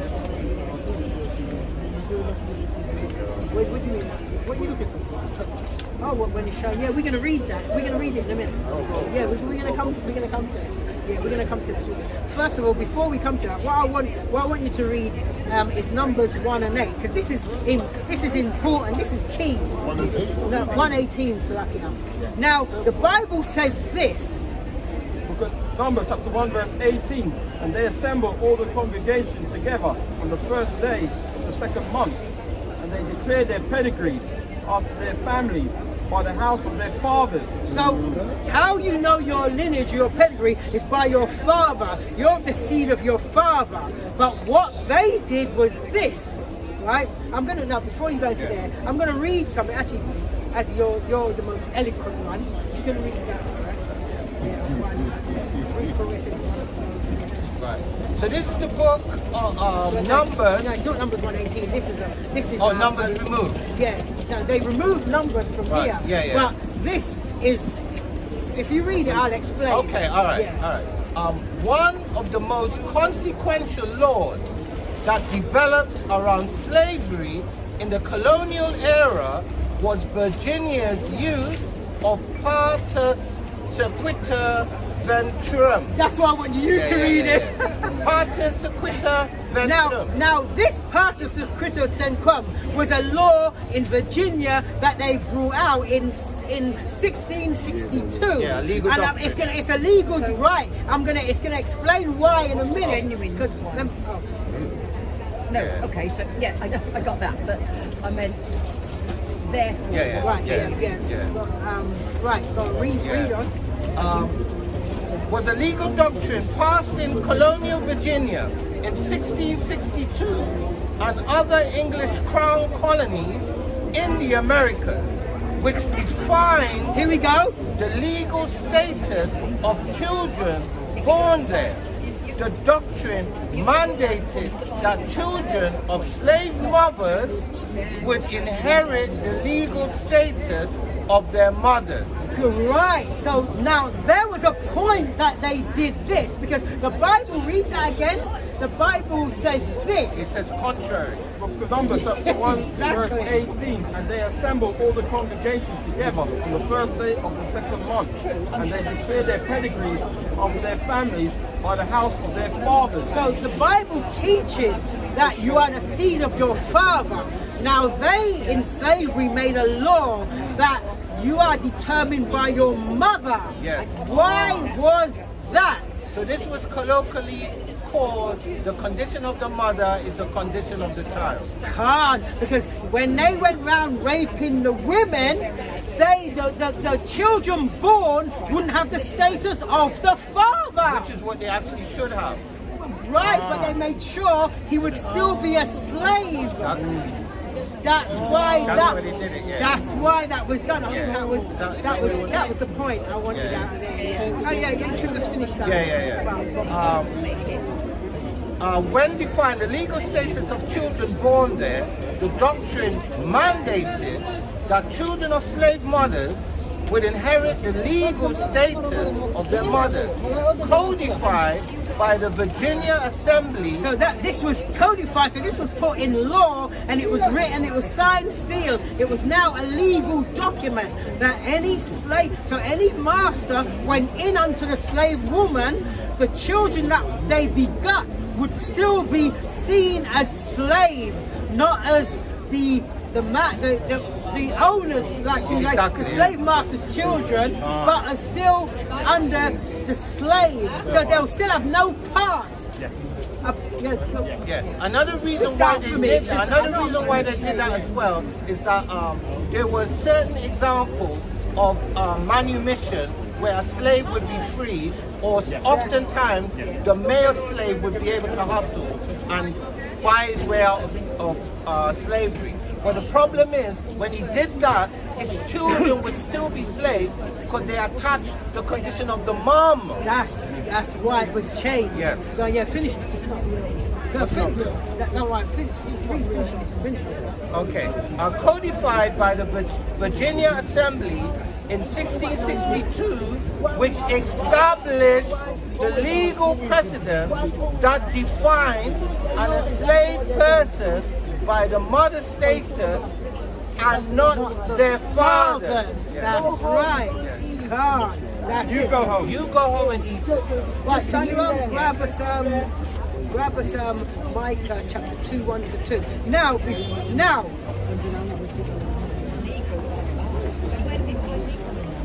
yeah, don't read that yet. We'll come into that. Now, if you can open it up first, if you can read.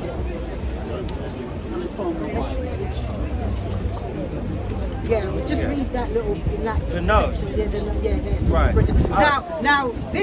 Now watch this. The brother's going to read something out of the slave Bible.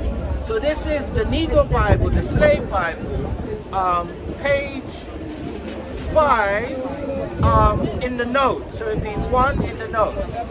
The British West Indies is a collective term for the British territories historically established in the Anglo-Caribbean, which would be the Caribbean, the portion of the Caribbean that Britain controlled. Right? It included Anguilla, Here we go. the Cayman Islands, Turks and Caicos, Montserrat, the British Virgin Islands, the Bahamas, which means cattle in Hebrew, Barbados, Yeah. Antigua and Barbuda, Dominica, St. Kitts and Nevis, Grenada, St. Lucia, St. Vincent and the Grenadines, Jamaica, which in the Hebrew would be Jamaica, and Trinidad and Tobago. That's right. Some definitions also include Bermuda, the former British Guyana, now called Guyana, right. and the former British Honduras, now called Belize. The term includes all British colonies in the region as part of the British Empire. Khan showing that this Bible this Bible, the slave Bible, made its rounds through every place where we dwelt to make sure we were indoctrinated the way they wanted us indoctrinated. Believe that. That's why we went there at first. Now, if you can grab us Micah 2:1-2. Micah chapter 2 verse 1. Woe to them that devise iniquity and work evil upon their beds. When the morning is light, they practice it, Read that. because it is in the power of their hand. Okay, sorry about that. Can you again. start again? Yeah. I was distracted. Book of Micah chapter 2 verse 1. Woe to them that devise iniquity. So you see that? So the Most High is saying, woe to these people that devise iniquity. Now, if this is not iniquity, then I would like anybody to show me what is, if this is not iniquity. So those people that devise this and control the people and subdue them with lies, the Most High says, woe to them. That's right. Woe to them that devise iniquity and work evil upon their beds. When the morning is light, they practice it. So imagine that they lie down and they thought of how we're gonna put together, how we're gonna deal with these people. You know what? We have to make sure there's no uproar, there's no revolt.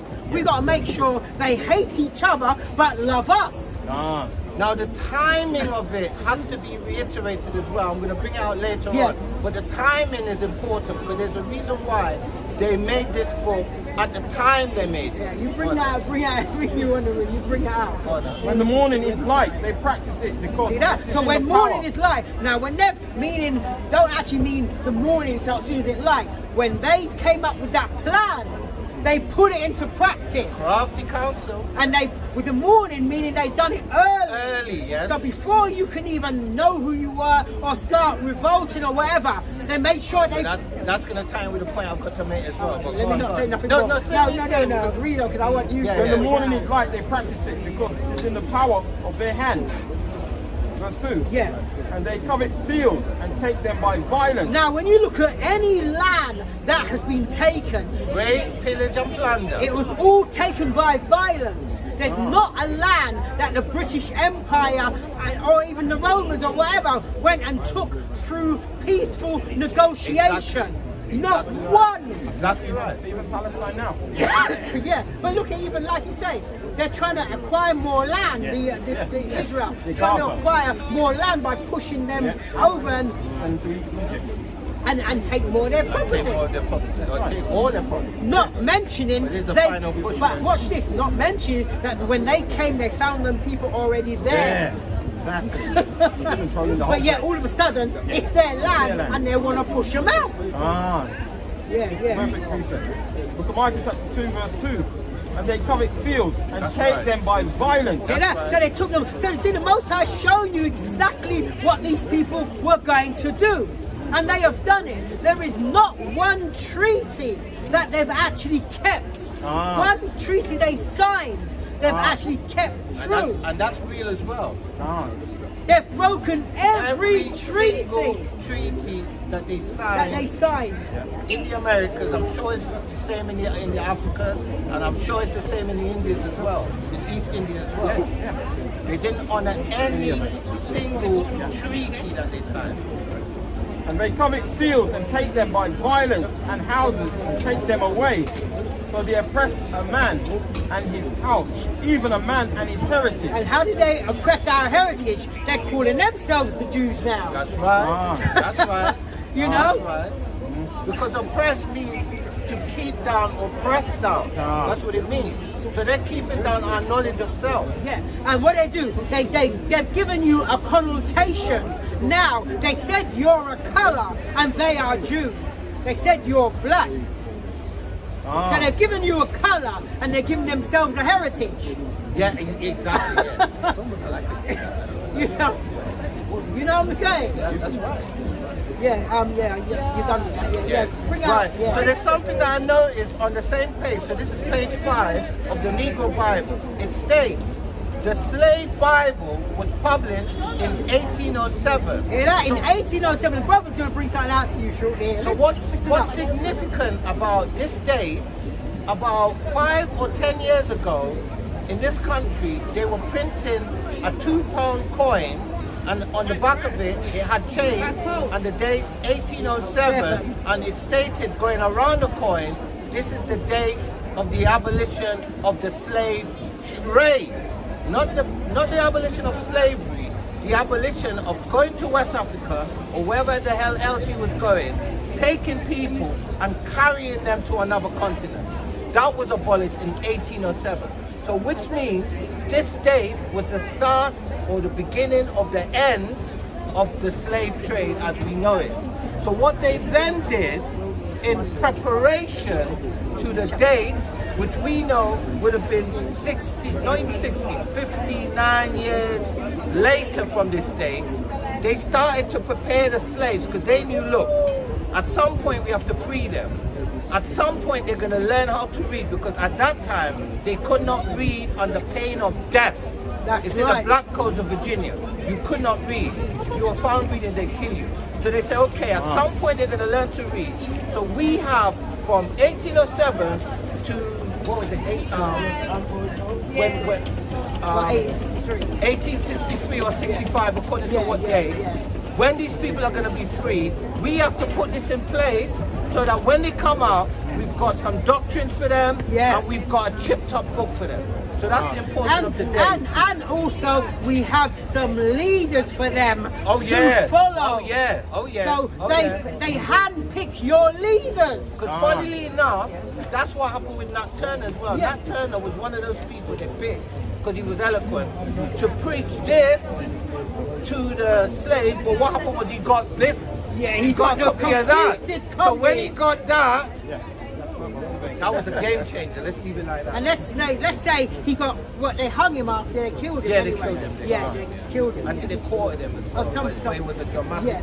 They took him out really horrible, brutal. Read on. Where were you? I just read the day. Yeah, you may as well finish that. All right. It was commissioned on behalf of the Society for the Conversion of Negro Slaves in England. See what I mean? Hold that right there. Hold that right that's there. A society. Now, funny, you know what? Funny you say. Funny, huh? No, I'm just soaking it in. Yeah. Now, read that again, huh? Read that again. This is an introduction, the Negro Bible, the Slave Bible, page 5. The Slave Bible was published. Remember the date. I want you to pay attention to the date that the brother's going to say here again. In 1807, which is the same date when they abolished the slave trade. Not slavery, but the transatlantic slave trade was abolished. So they said in 1807. It was commissioned on behalf of the Society for the Conversion of Negro Slaves. Right, before you read on, listen to this now. Now, remember, it was for the conversion of Negro slaves. Now, I've got a quote from the 10th American president called John Tyler. He was president between 1841 and 1845. Now, this is a quote he said. He said this: God works most inscrutably to the understanding of men. The Negro is torn from Africa, a barbarian, ignorant and idolatrous. He is restored, civilized, enlightened, and a Christian. Wow. So you know what was being used. Wow. Yeah, So what they actually did is weaponize the Bible. That's what read on. right. Yeah. The Bible was to be used, weaponized by missionaries. I wish you had the other one, the King Leopold one as well. Got the letter. Yeah, because Well, that I've got makes the full letter. It's a long. Yeah, because there's a bit in it where he says the reason why they're doing what they're doing, because he said the people in Africa clearly knew God and they clearly understood who he was. But they were coming with that principle to disarm them of the knowledge of the Most High. I don't know what part you want. So I've got it on here. The Bible was to be used by missionaries and slave owners to teach slaves about the Christian faith, not about the truth, by the way, but about the Christian faith. Hold right there. What was he saying? Tell me about the Leopold letter. Yeah, the Leopold letter, where he noted that these people clearly knew about God. Could it be this part you're talking about? Oh, it was 40 years. Where it says- Bring it out. That this was King Leopold II of Belgium letter. It's a long letter, but I'm only going to read a short bit of it. Listen to It this. reads this. Their dear patriots, because this is the letter he's talking to his patriots. His missionaries. Their dear patriots are some of the principles that you must apply. You will find many other books which will be given to you, at the end of this conference. They're going to be given to you. Evangelize the niggers Yep. so that they stay forever in submission. Read that again. Evangelize the who's? Evangelize the niggers, Leopold Leopold letter. letter. Yeah. Evangelize Evangelize the the niggers niggers so that they stay forever in submission to the white colonists. That's the And here whole we go. point. So they never revolt against the restraints that they are undergoing. Right, listen to this. So it shows that our people are still under. Yes. under pressure. Yes. And not only that, but watch this. Recite he's telling them, his missionaries, recite every day. Every So you have to day. recite For every God so loved the world that He gave His only begotten Son. Yeah, but listen to this. Recite every day. Happy are those who are weeping because the kingdom of God is for them. So they give the like. I'm telling you, you laugh, but it's a serious business. Yeah, go back to where you were. Just as you said you were in the queue. Let me quickly bring this out from bring out. Yahweh Yeah, 144. This is Isaiah 29 and 16. Says, surely your turning of things upside down shall be esteemed as the potter's clay, which is what's happening now. All of this has been revealed. Says, for shall the work say of him that made it, he made me not, or shall the thing framed say of him, that framed it, he had no understanding. You know? Yeah. We'll bring out another one from the brother. It's Proverbs chapter 4, verse 16. For they sleep not except they have done mischief. That's right. And their sleep is taken away. Actually, someone get Micah 2 and 1 for me, please. Didn't we just read that? Oh, did you? Yeah, Oh, we did. yeah, well, Yeah, oh, yeah. there you Can go. you read it again if you want? No. Okay. Yeah, because we read. Yeah, we did. Yeah. Yeah. So it says, Silaki, it says, for Proverbs 4 and 16, for they sleep not except they have done mischief, and their sleep is taken away unless they cause some to fall, which is us, man. You know? Yeah, they had to cause us to fall because if we didn't fall, they could have never risen. That's right. Yeah. Verse 7, And for them to stay in their position as well, they have they have to keep us down, oppressed. craft the Right. counsel. Yes. That's where this came in. That's right. And Verse- this done a hell of a job. That's right. Verse 17, it says, for they eat the bread of wickedness and drink the wine of violence. That's right. Yeah. The Christian faith and to evangelize slaves. The Bible was used, this one was used to teach some slaves to read, not turn up being one of Yeah, them. like you brought out earlier. But the goal, Here we first and foremost, was to tend to the unspiritual needs, because they weren't tending to those spirit needs of the slave in the way the missionaries and slave owners saw fit. Yeah, but see, because they knew we were a spiritual people. Yes. So they had to come at us with something that we Spiritual can words. recognize. What so? With our own book, but teach us the way they want us to learn it. So, No, finish. go on. Yeah. And bearing in mind, the only way that they could use this against us, they had to have destroyed us first. That's why they took the yokes us. So because we were destroyed by this time, they could feed us this, and there was enough semblance of spirituality in it for it to work. Yeah. And it did work. Yeah. Bring that out first, Romans 1:25. Romans chapter We ain't 1, finished with that. verse 25. Who changed the truth of Yahweh into a lie. Well, what we're bringing out now is very evident who changed the truth into a lie. The answer for that is in Psalms 83, mate.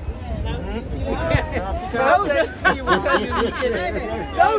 all those men and many more up to today. And now our own people happily do it and call themselves pastors, bishops, priests of our own people. Yes. Happily change that truth into a lie. And the funny thing is, in Deuteronomy, I can't remember it offhand, but I'm sure somebody can put it out. In Deuteronomy, it states that we are not supposed to, by command, have a ruler of another nation over us. So a ruler doesn't just mean a malak, a king, a ruler, because the priests are rulers as well. So we're not supposed to have a priest of another nation over us. Appreciate it. This is Isaiah 30:8. It says, now go right before them in a table and know it in a book, that it may be for the time to come, forever and ever, that this is a rebellious people, lying children that would not hear the law of the Lord. So going back to what I was saying earlier, me and my brother was chatting to a sister, telling her, look, Christmas, we should be celebrating it. When we want to read Jeremiah 10, you say, oh no, I don't want to hear it. It says, we say to the seers, see not, and to the prophets, prophesy not unto us right things. Don't tell us not to celebrate these things. Don't show it to us in the Bible. Speak unto us smooth things, prophesy deceit. That's what this book is all about. That's right. That slave Bible, about prophesying deceit. Yeah. I mean, there's so much things in this that's not in this. and to be honest, no, we're going to come to that in a minute. To be honest, the beauty of this book is the introduction as well, because I have the book as a PDF. It doesn't have the introduction, but the introduction is actually it's heavy, very heavy. Very heavy. Right, if you, Just like the book. Actually, before this, read that again for us, please. Romans chapter 1 verse 25. Who changed the truth of Yahweh into a lie and worship and serve the creature more than the Creator, who's best ever. Because our people are worshipping the words and commandments of men more than what the Most High tells us to do, man. And we prefer it like that. That's the sad thing about it. Read it out. And then you can show it if you like, but I don't know how good it's going to seem. So when you read it out. I'll show it. And then I'll read it. So can you read that again for us, please? Romans chapter 1 verse 25. Who changed the truth of Yahweh into a lie? So we know who changed the truth into a lie. That's evident. That's evident. Let me quickly bring this out. Conferences. This is 2 Corinthians 11:4. It says, and no marvel, for Satan himself is transformed into an angel of light. That's right. And you know what? I'm glad you brought that scripture, because the same like Satan changed the angel of light. It's like the Christianity is looking everywhere for Satan. That's right. Don't realize he's already in their establishment from about the third, fourth century. He's already infiltrated. Not even that. While they're looking all around, all they need to do is look in the mirror. He's right next to me. I know, right?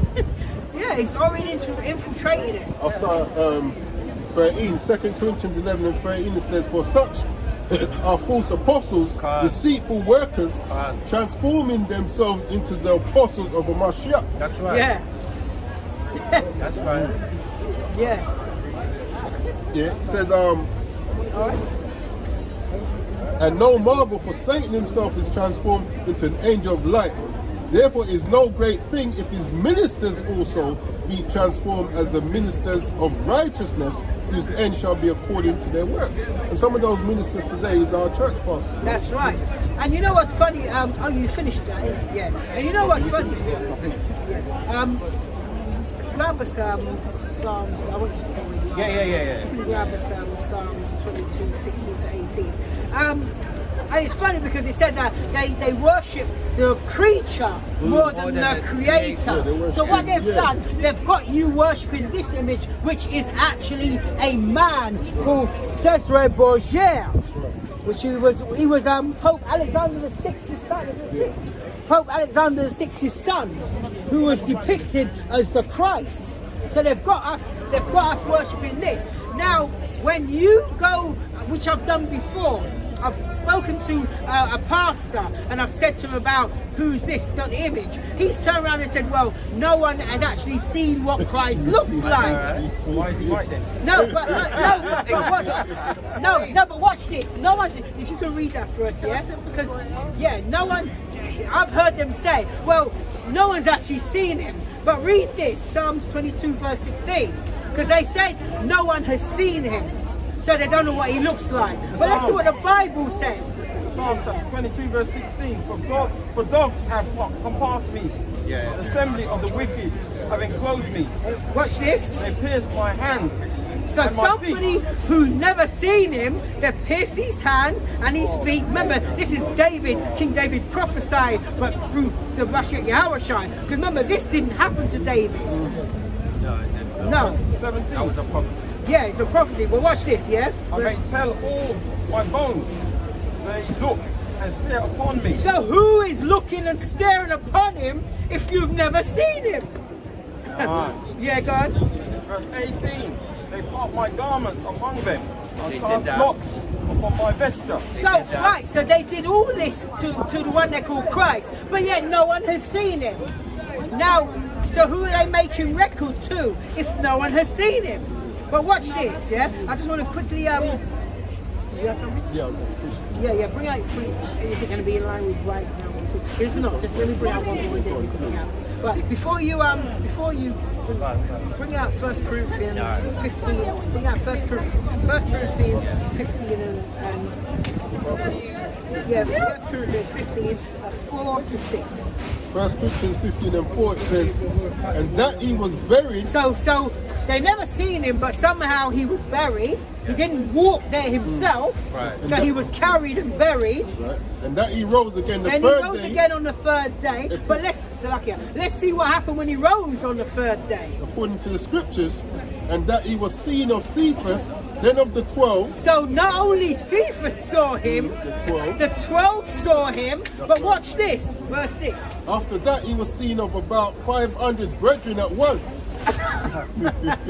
But I thought he wasn't seen of it. Nobody knows what he looks like. Right. But now, apart from all the other people seeing him, 500 brothers seen him at once after his resurrection. Paul saw him.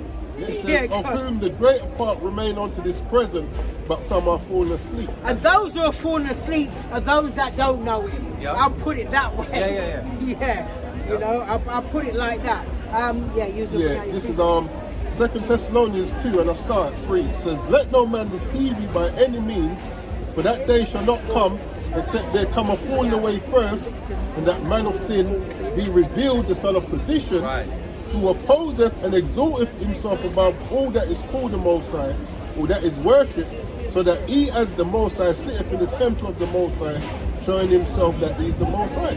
And one way he opposes him, thinking you can add or take away from the word. Right. Yeah. I jumped down. When you're ready. That's I did. I brought that. That was the first one. Oh yeah. That's the name of the Okay. It says for okay. Says verse 7, it says, for the mystery of iniquity does already work. It's already in play right about now. Only he who now letteth will let, which is the Most High, let him get away with this. Yeah. Until he be taken out the way. And then shall the wicked be revealed, because most of our people don't even know who the wicked is. That's right. No.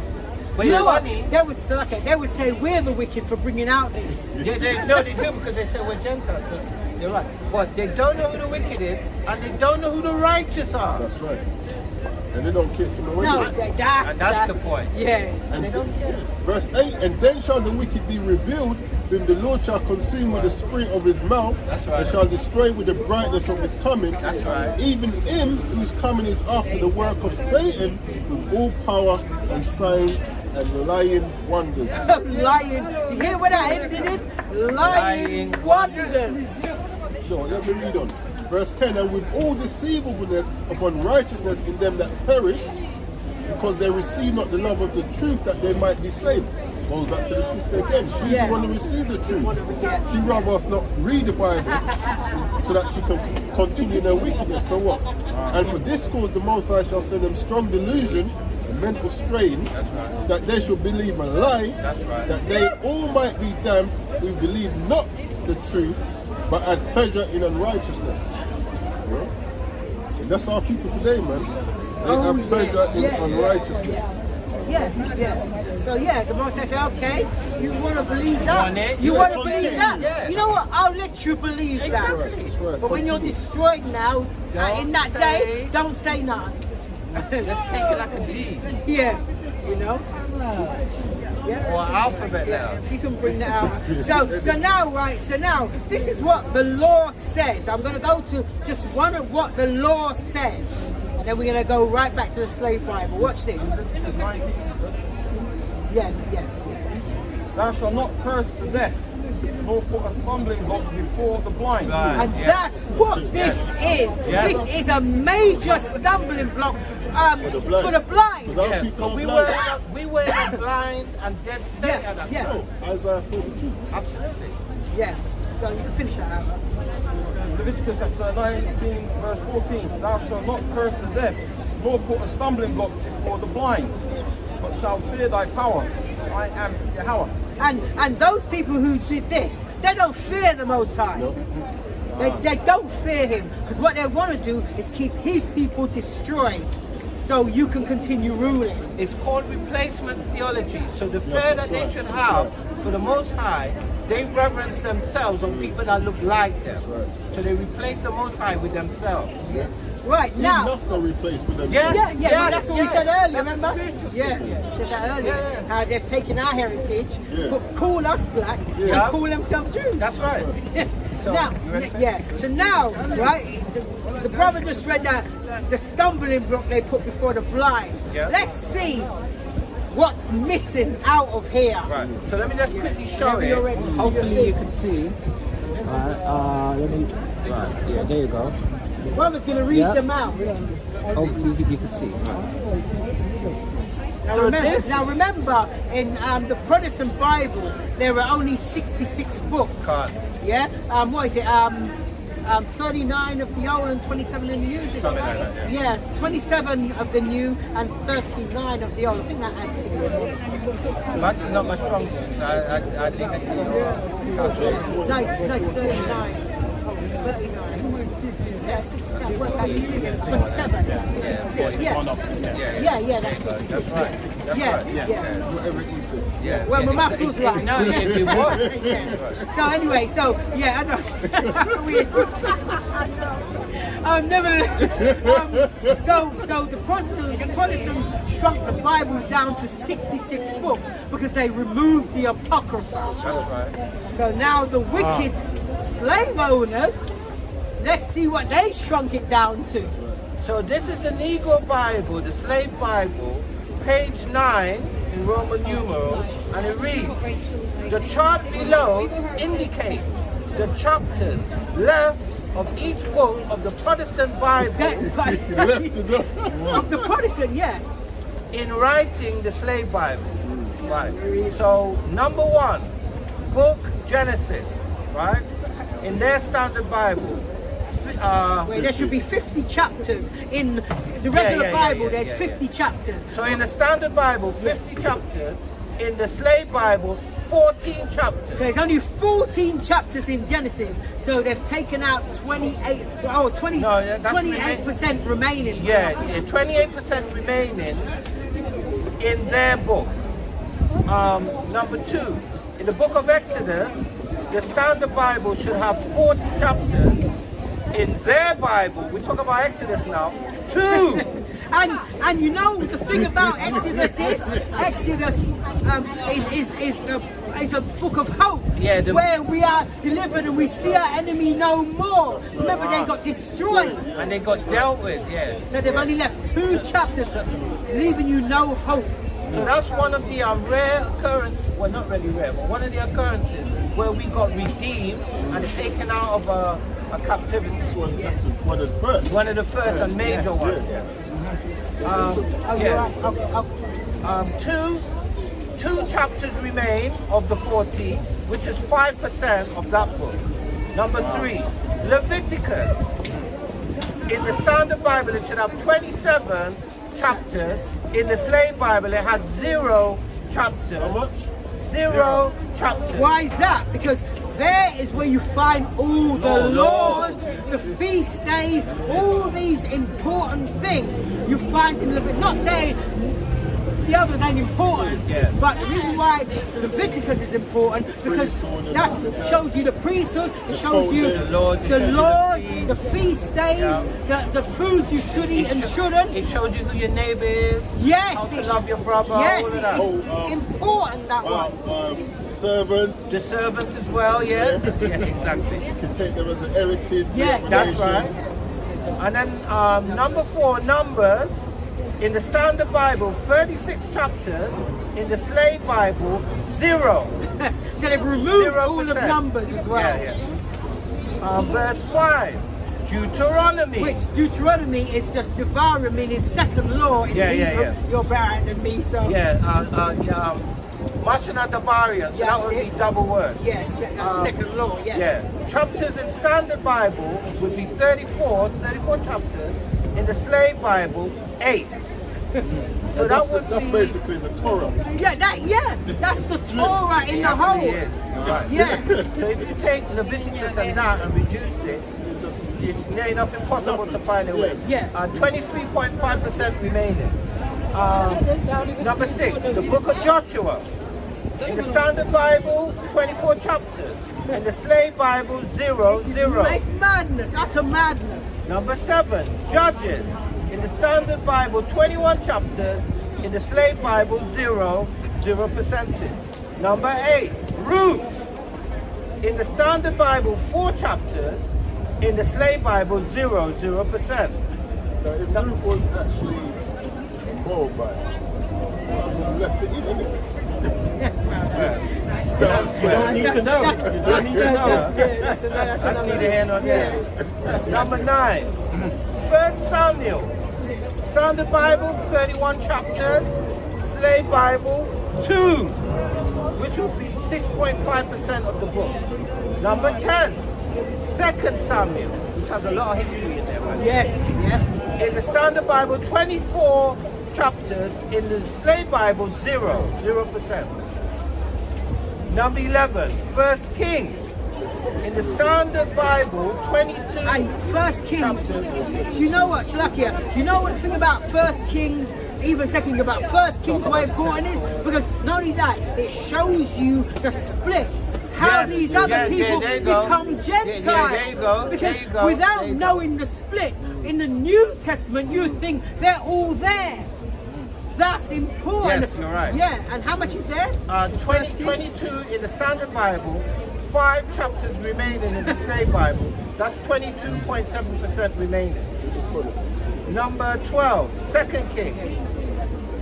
25 in the Standard Bible, 2 remaining in the Slave Bible. That's 8% remaining. Number 13, 1 Chronicles.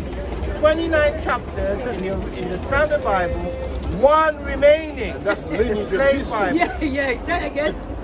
One remaining. And not only is it lineage of people, it also shows how you trace your pedigree. So they removed that. 3.4%. Number 14, 2 Chronicles. 36 in the Standard Bible. There's so much history in that as well. 0 in the Slave Bible. Bible,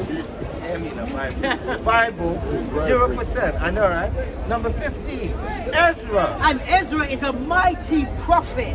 Ezra is a mighty prophet. You can learn a lot from the book of Because Ezra. remember, Ezra is Esdras. Yeah, So he exactly. rewrote the That's Bible right. as He's a- well. he's a mighty so he's prophet. coming like not Moses, he's coming like a Moses. Because he rewrote the Bible and he was getting, exactly. Yeah. Standard Bible, it should be 10 chapters. In the Slave Bible, 0%. And there's another one as well, number 16, Nehemiah. Yes. Nehemiah, you was putting hands on them, bro. Serious They're guy. definitely going to take that out. Yeah, no. Standard Bible, 13. The Slave Bible, 0%. This one is amazing as well. Number 17, Esther, the book of Esther. That's hope. That's hope, yeah. Standard Bible, 10 chapters. Slave Bible, 0%. And then the last one is Oh, okay. Now, number 18, Job. So in the Standard Bible, 42 chapters. In the Slave Bible, 6, which would be 14.3% remaining.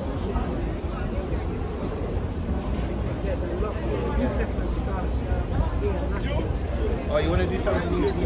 Yeah, because when you look at the rest of, like, when you call Psalms, there's 0 in Psalms. Proverbs, there's a few. When you go on down, Jeremiah is a mighty prophet. There's no in the Slave Bible for Jeremiah. Isaiah's only got 16 out of 66. Wow. Ezekiel is a mighty prophet again, 0. Daniel's got 9, which I'm surprised, because there's 12, so there's only 9 left. The others, Obadiah, judgment for the other nations, 0. So can I just point out in the Old Testament, the only book besides, well, is it the only one? Yeah, the only book that has 100% of the books is Ecclesiastes. Yeah, so it has 12 books and 12 books. All right. So which one do you want me to read in the Matthew? All right. So number 14, Matthew. It's got 28 chapters and 28 remaining, 100%. Now, Matthew is fully there because you can teach. Kind of doctrine, It's like it's Yahushai. So there, so you can say this is his words, and you can manipulate them. Yeah, you can, because like that's how the church uses Matthew. I've seen them use Matthew a lot, John a lot, and Paul. And that will bring in the replacement theology. So like Matthew 1:21. Where you shall say these people, his people, those who believe in Christ now. Exactly. So listen to this now. Mark, 16 chapters, none in the Slave Bible. Luke, 24 chapters, 24 remain, 100%. I know. But John, 21 chapters, 6 remain. And then they got John 3, chapter 3. Of course they got John 3:16. No, they took it out. They've taken out 3:16. Because they know what it really means. John 3:16 is not there. And there's after watching it, you're right. Yeah, it's not there. Acts, 28 chapters, 28 remain, 100%. Here we go. Romans, I like this one. My book. You have to remember, it was 90% of the Old Testament they took out. And 50%. So we're more likely to see a lot more in the New Testament. So Acts, 28 chapters, 28 remain. Romans 16 chapters, 2 remain, which is 12.5%. Now, when I looked through this, one thing is definitely missing is Romans chapter 9. Because 9 is important. You know why 9 is important? Because when you go after Acts, when Paul comes into play, Paul doesn't fully start his ministry until Romans, really. Right, you're right. Really, he starts his ministry from there. But you see, with Romans, Paul first, before you start going into Corinthians, Galatians, Ephesians, Colossians, Thessalonians, before you start going there, Paul lets you know who he's gone to. He lets you know in Romans who the Gentiles are, because he not only sends you to the book of Hosea, he sends you also to Isaiah. Those 2 places to show you who the Gentiles are. Now, when you remove them, you won't know who the Gentiles that Paul's gone to. That actually hates. And let me just add, now that you mention that, let me just add, in the Old Testament, the last book, so they say in the Old Testament, because they took out the Apocrypha, which would be Malachi. It's got 4 chapters.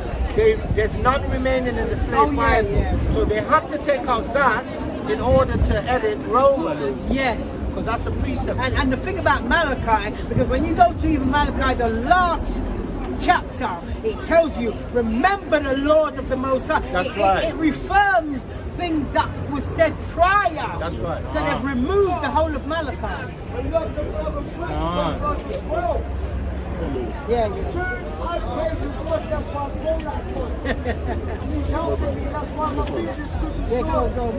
So I'm thinking like you. You can just touch on a few. Right, so let me see. Let me see, where's Jude? So, Jude, so the book of Jude, one chapter, none left. The book of 1 John, 5 chapters, they only left one.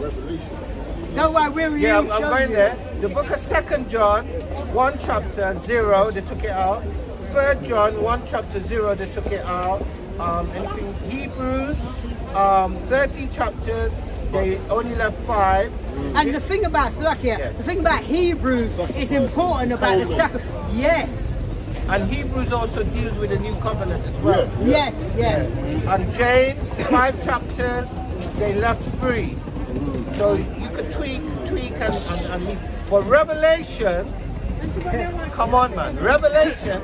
So when you read Revelation 22, it says you should not add or your name will be added. Look, Revelation 22 chapters, they left 0. No, but finish. Yeah, that's it, Revelation. Can you get us Isaiah 29, 18 to 21? Yeah, so. Yeah, I know we're going to wrap up. Huh? Yeah. Yeah, if you can grab us Isaiah 29, 18 to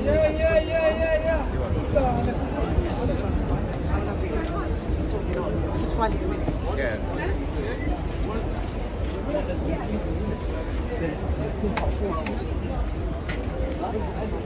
This one, yeah? Okay. That's page 6.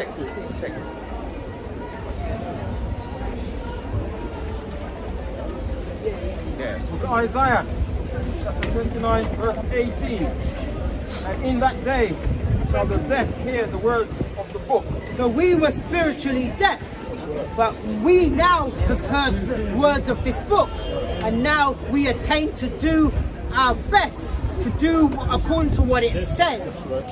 So we will no longer be, we've decided we will no longer be led by the other nation. By precepts of men. That's right.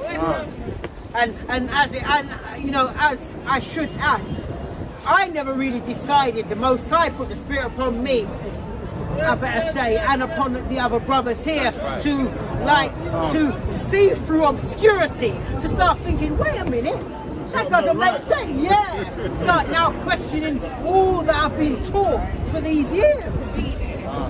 That's a secret of truth. Yes. Because, Yes. So if you actually believe in the Bible, when someone's coming showing you something, you shouldn't be afraid that maybe what I was taught was wrong. This is why a lot of people don't want to come into the truth. That comfortable lines again. You know what I'm saying? Yeah. Isaiah chapter 29, verse 18. In that day shall the deaf hear the words of the book, and the eyes of the blind shall see out of obscurity. That's right. That's and right. out of darkness. That's right. Verse 19. The meek also shall increase their joy. See, in Yahweh. we are the meek, because when you go to Isaiah 61 in it, the gospel, Isaiah 61. Yahushai reads from there talking about the meek. So we are the meek. The meek are the powerless, the meek are also the humble, the meek are the ones that are below everybody else. That's right. Meek shall inherit the earth. That's right. That's right. Yeah, read on that. Verse 19. The meek also shall increase their joy in So we Yahweh. will increase our joy in Yahweh. Well, we are joyful in Him right now, even though the state we're in. And the poor among men shall rejoice in the Holy One of Israel. No, the Holy One of everybody. The Holy One of Israel. So that's another definition of meek as well. The poor, the disenfranchised. Verse 20. Yep, 20, down to 21. Verse 20. The terrible one is brought to naught. So this is what they're gonna be brought to naught. In order to see that as well, you have to return. Because otherwise, if you don't return, you're going to be brought to naught with them. And the funny thing is, return means to turn back. That means you was already there at some point. Yeah, God. Yeah, read on that. Isaiah chapter 29, verse 20. For the terrible one is brought to naught, and the scorner is consumed, and all that watch for iniquity are cut off. So they diligently watch us to make sure we're in iniquity. That's why this was devised. Verse 21, that make a man an offender for a word, and lay a snare for him that reproveth in the gate. And this is the snare they laid. So even though Nat Turner was trying to reprove at the gate, this was the snare they left. And as he didn't conform, he was killed. And turn aside the just for a thing of naught. And that's what, and even our entertainers today, that's what they do. They turn aside the just for a thing of naught, for a thing of the money. Right? Their riches, what they get, and they get through, the Caucasians.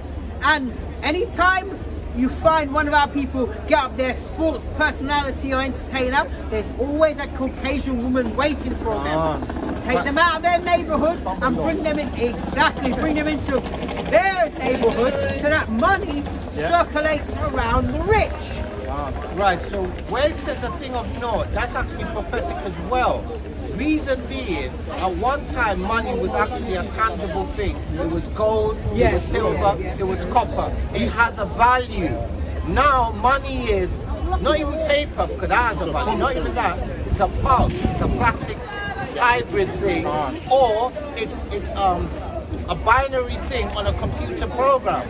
It's actually not a real tangible thing. So that's prophetic. The promissory notes that we had, yes, the promissory used to have backed by silver and gold. Exactly. So you used to be able to take those to the back. So it was like £5. You used to say, I promise to bear the bearer upon demand. It'll be £5. So if it's a silver or gold, now it says just £5, but they removed of nothing.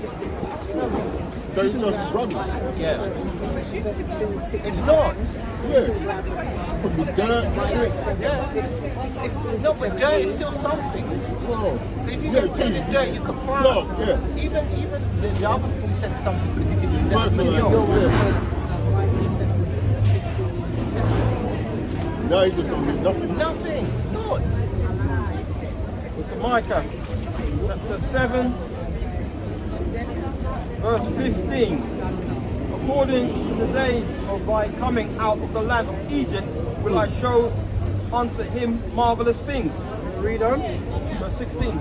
Nations shall see and be confounded. And this is what's going to be happening now. At all their might, everything they tried to keep us down and not know who we are, don't come back to the Most High. This is now they can see many brothers are waking up. That reminds me that one of the bosses of GMS, when they're out in the street, car was driving fast, guy stopped and got out and was like, offering them the bag. Yeah, how did you not find out how good you are?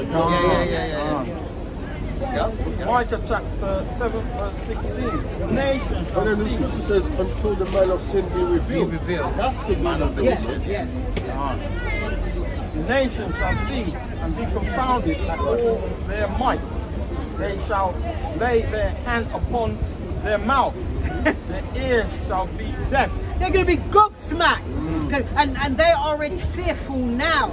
And that's going to be literal as well, because that's going to be a Nehemiah. What's it, Nehemiah? Gobsmacked. Yeah, read on verse 17. Not even going to use a glove either. No, back in the day when they used to throw down the towel and they take off the glove and smash in the face. With the gauntlet. With the gauntlet. Yeah, that'll work. Verse 17. They shall lick the dust like a serpent. They shall move out of their holes like worms of the earth. They shall be afraid of Yahweh, our They're going to be afraid of him, and here it is. And shall fear because of thee. And they're going to fear us as well. They're going to fear us. But they already now, because they're trying to set in certain laws, things that you can and can't say. What's that thing that on videos when they get certain words? No, there's algorithm. That's it. They've already got that full in effect. Because now you have to say, what is it? You can't say I don't want to say it, but you can't say it. You can't say what you have don't to want be to say. creative. Yeah. The second Maccabees chapter 7 verse 31. And thou that hast been the author of all mischief against the Hebrews shall not escape the hands of Yahweh. That's right. Right. Well said. Isaiah chapter 32 and 6. For the vile person will speak villainy, and his heart will work iniquity to practice hypocrisy. And this is what they do, because they say they love Christ, this and that, but they practice hypocrisy because they're not doing anything he says. Right. And they're not even reading out the book that they have in their pew. Exactly. It's just there for decoration. It says, and to utter error against Yahweh, to make empty the soul of the hungry, and he will cause the drink of the thirsty to fail. So the hungry are the meek as well, because they hunger for the word, and the thirsty as well. It says, verse 7, the instruments also of the churl are evil. Yep. He deviseth wicked devices to destroy the poor with lying words. That's the one I want. This is one of the wicked devices that they read that again, huh? It says, the instruments also of the churl are evil. He deviseth wicked devices to destroy the poor with lying words, even when the needy speaketh right. So even when you're trying to speak right, they make sure you're in error. Yeah? They make sure of it. Oh yeah, before we just read that one. So this is the Negro Bible, or the Slave Bible, page 6, or the introduction, page 6. Throughout history, the third paragraph. Throughout history, the Bible has encouraged us. Let me say that again, man. Throughout history, the Bible has encouraged us to fight against our enslavement to sin, hell, and death, and the grave. Because this was devised to make sure we continually sin, but we have to fight against this. And the grave. But it has also encouraged us to fight against our fellow man who might choose to take our freedom and use us for his own crafty, wicked purpose. Just as Egypt, which would be our Matazarium, enslaved the Jews and used them for labor to build their empire, so were the slaves of Africa, West Coast, predominantly, used to build the empire of the British-ish West Indies and the United States. Just as Moses stood against the Egyptians and led Bani Sha'ala out of slavery and bondage, so are we encouraged to stand up against the cruel bonds of slavery and fight for our freedom and the freedom of fellow men, Hebrew, Israelite, man, woman, and child. That's what we're going to fight for the right. That's where it ended up being. The clarion call, so that in other words would be the trumpet sound. The clarion call for human, Hebrew Israelite, freedom is found in many forms and in various stories throughout the Bible. But they made sure they cut a lot of them stories so you don't get any hope. All you have to be is subservient. And there was one more. I knew there was something. Don't worry. All right, let me finish this up. This is saying something. But all of these ideals were stripped. And bearing in mind, in the scriptures, when you're naked or you're stripped, it signifies shame, it signifies sin. So when you're stripping, it's synonymous with sin or shame. But all of these ideals were stripped from and carved, and that's against the law, by the way. You're not supposed to carve or etch. Carved out of the slave Bible. Continue. No, that was it. Oh, that was it. It's up to there. Yeah. I wanted that point. There was just man. one Right. thing I did forget. Like, actually, if you can quickly grab us Colossians 3:22 and then 1, just to show the point of about the servant. No, there's one thing I want in this one. Ephesians 6.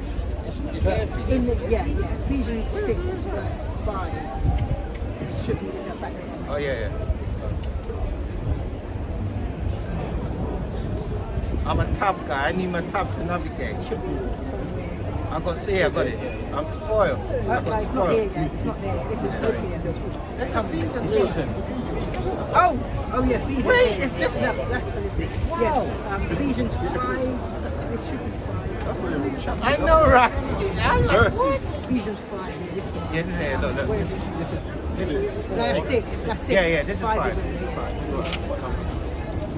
Husbands 6 love and your 5. wives. So like it's 6 and 5. 6. Yeah, here we go. Yeah. Right, hold it there. Don't got go it. for Right, if you can read. Now, I just want to finish with this one here. Now, this is a verse that the slaves would have heard, but in the regular Bible, it reads like this. But this one they removed, and I'll show you why in a minute. Read that. Colossians 3:22, servants obey in all things your masters according to the flesh, not with eye service as men pleasers, but in singleness of heart, fearing the Most High. Good. Now, if you read 4 and 1, the next, remember where it says, now watch this. This is one they wouldn't hear. Colossians 4:1, masters, give unto your servants that which is just and equal, knowing that ye also have a master in heaven. Now this is Colossians 3:22 and Colossians 4 and 1. The first one was slave obey your master. Then the next chapter was masters give what unto your servants just and equal. Now the slave Bible, they've removed that in totally. The Colossians. No, go on. Yeah, the Colossians they've removed, and the reason why is how it's written. Right. Now what? Not only that, the masters give what's good. Right, that one. Because watch this now. You want to say something? I do. So you don't I'm forget. finding the bit. Go on. So basically, that scripture you brought out, can you read that again? The first one you brought out. Colossians. 3 Yeah, and 2 the or first 4 one. and 1. The first one was 3:22. 3:22. It's Colossians 3:22, servants obey in all things your masters. Right, so when it says servants there, in Hebrew there's one word, abad. That servant, they translate it as slave, but abad is the word. Go on. In all things your masters according to the flesh. Right, so you know what that's saying? If you've got a boss who's a Hebrew, according to the flesh, obey him. That's what it's saying. They're not saying anybody else. Because we commanded in Deuteronomy not to have the heathens as masters. That's right. So that there is plain telling you that. And then read the next bit. Not with eye service as men. No, the other one. The other one. That you know. Colossians 4:1, masters, give unto your servants that which is just and equal. And that's why it's saying that as well, because we have the power to deal with the heathen how we want to deal with the heathen, so long as we're not violating the law. But also, remember you're saying We can feed them roadkill and all of you're that. speaking about us. Yeah. Therefore, you can't deal with surety and all of those. You have to deal with Exactly. Now watch this. So in the slave Bible they've removed that, but what they have done, they've left Ephesians 5 and 6. But listen to how it sounds. Why they've left this one? Because this is the one. This is the one they would have heard. They read this to you every single minute of the Yeah, day. read bro. this. So there's the book of Ephesians, chapter 5, chapter 6, chapter 6 and verse 5.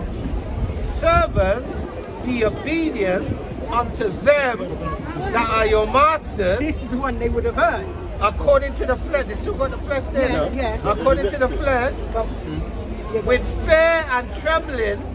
So now you're replacing the Most High with a master in singleness of your heart as unto Christ.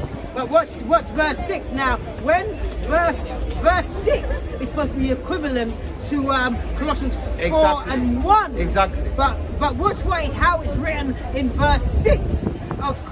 Ephesians chapter Ephesians 6. chapter 6. Read that. Listen to this. This is Ephesians 6 and verse 6. Not with eye service as men pleasers, but as the servants of Christ, doing the will of God from the heart. And where's the one that says the other side too? That's it. Verse 7. Good will doing service. Yeah, 7 and 8. 7 and 8. 7 and 8. Yeah. Verse 7. With good will doing service as to the Lord and not to men. Verse 8. Knowing that whatsoever good thing any man doeth, the same shall he receive of the Lord, whether he be bond or free. Now, and verse 9 is the one. There we go. Verse 9. Now, watch this. And ye masters, do the same things unto them. You see how that's written? It's not clear. You can manipulate ambiguous. this one. Yeah. When you More got than the other one. right, It's that's the one I was ambiguous. looking for. Do the same things unto them, Yes. forbearing, threatening. What? That's it. So it's written differently. Yeah. So this is the one they would hear because it's easier to manipulate this one than 4 and 1, where it makes it clear Very clear. to give what's just and equal. This one doesn't say that. This It says is. Do the same thing. No, but listen to this now. Knowing that your master also is in heaven, neither is there respect of persons with him. Yeah, send them a So, Wow. so that's the one they would have heard. So they kept that one in there. So I hope you got something with that. Right, let me just bring out these two. This is Psalms 50 and 16. It says, but unto the wicked, the Most High saith, what hast thou to do to declare my statute, that thou shouldest take my covenant in thy mouth? That's right. That's right. It says, seeing thou hatest instruction That's right. and cast my words behind thee. I think you and Psalm, I think there's number 21.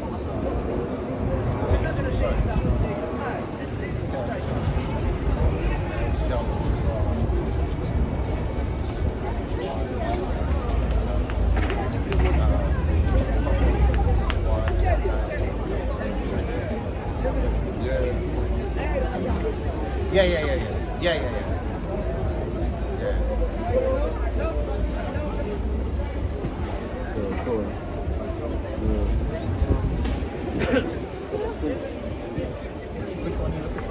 Praise the Lord by the sea. Psalms 4.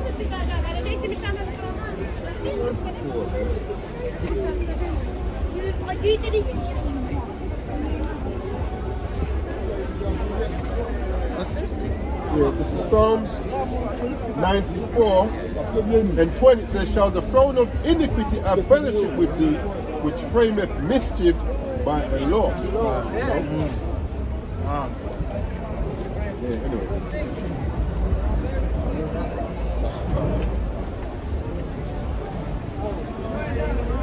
So this is the book of Jeremiah, chapter 10, verses 23 and 24. And it reads, O Lord Yahweh, I know that the way of man is not in himself. It is not in man that walketh to direct his steps.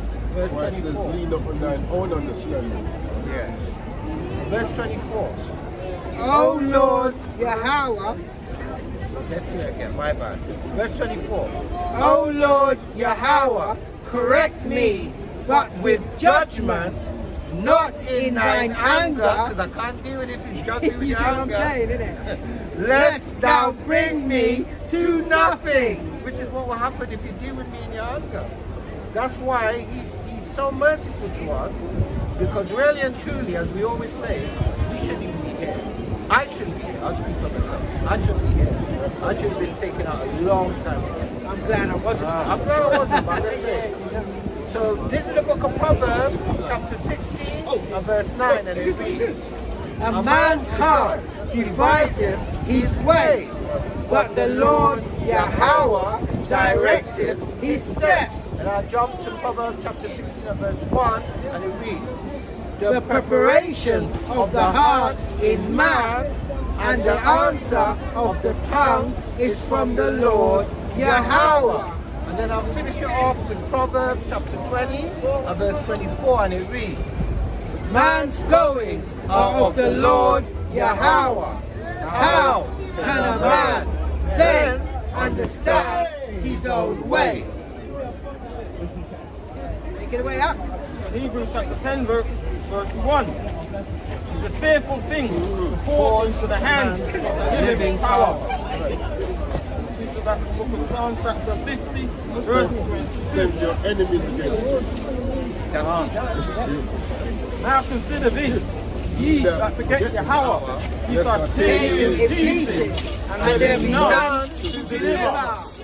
None to deliver. In it, that's okay. For my funny. Yeah, I'm going straight in there as I've done quite a lot of talking already, so I'm going to keep it simple today.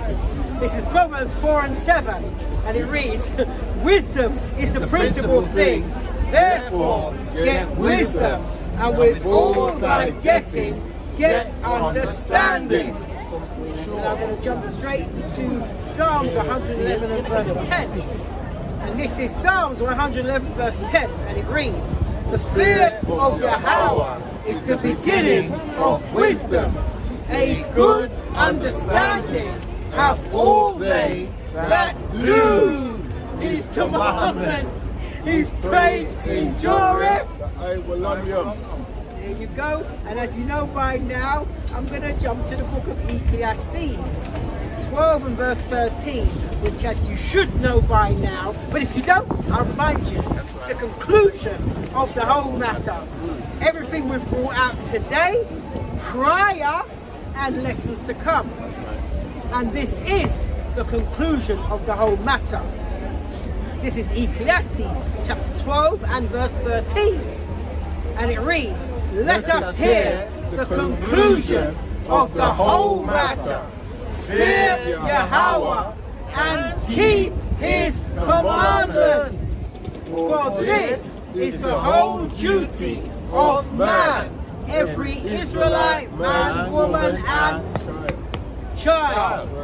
Verse 14.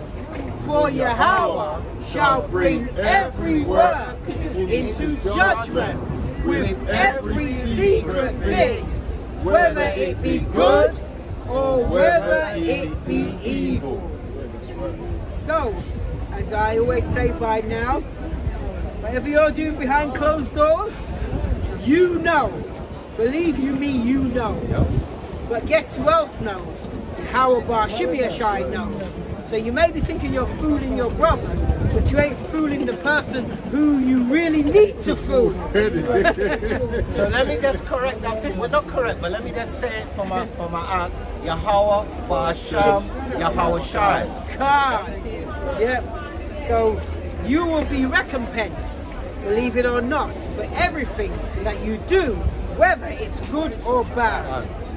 So for everyone that tuned in for tuning in, for the precepts, God willing, it was edifying. You know, it's surprising when you actually look at it and see like how wicked Esau has been. Well, it says if you add or remove, so it's just another means of adding more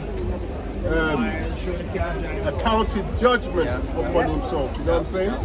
But yeah, with that, like I said, for everyone that tuned in, we're going to close out and give all glory, honor, and praises to Yahweh, Ba'asham, Yahushai, Wahab, Rakah, Kadash. Hum Yashar. We out. And we're no longer fools, and we out. Zamla Baba. That too. Yeah, I love it, man. I love it.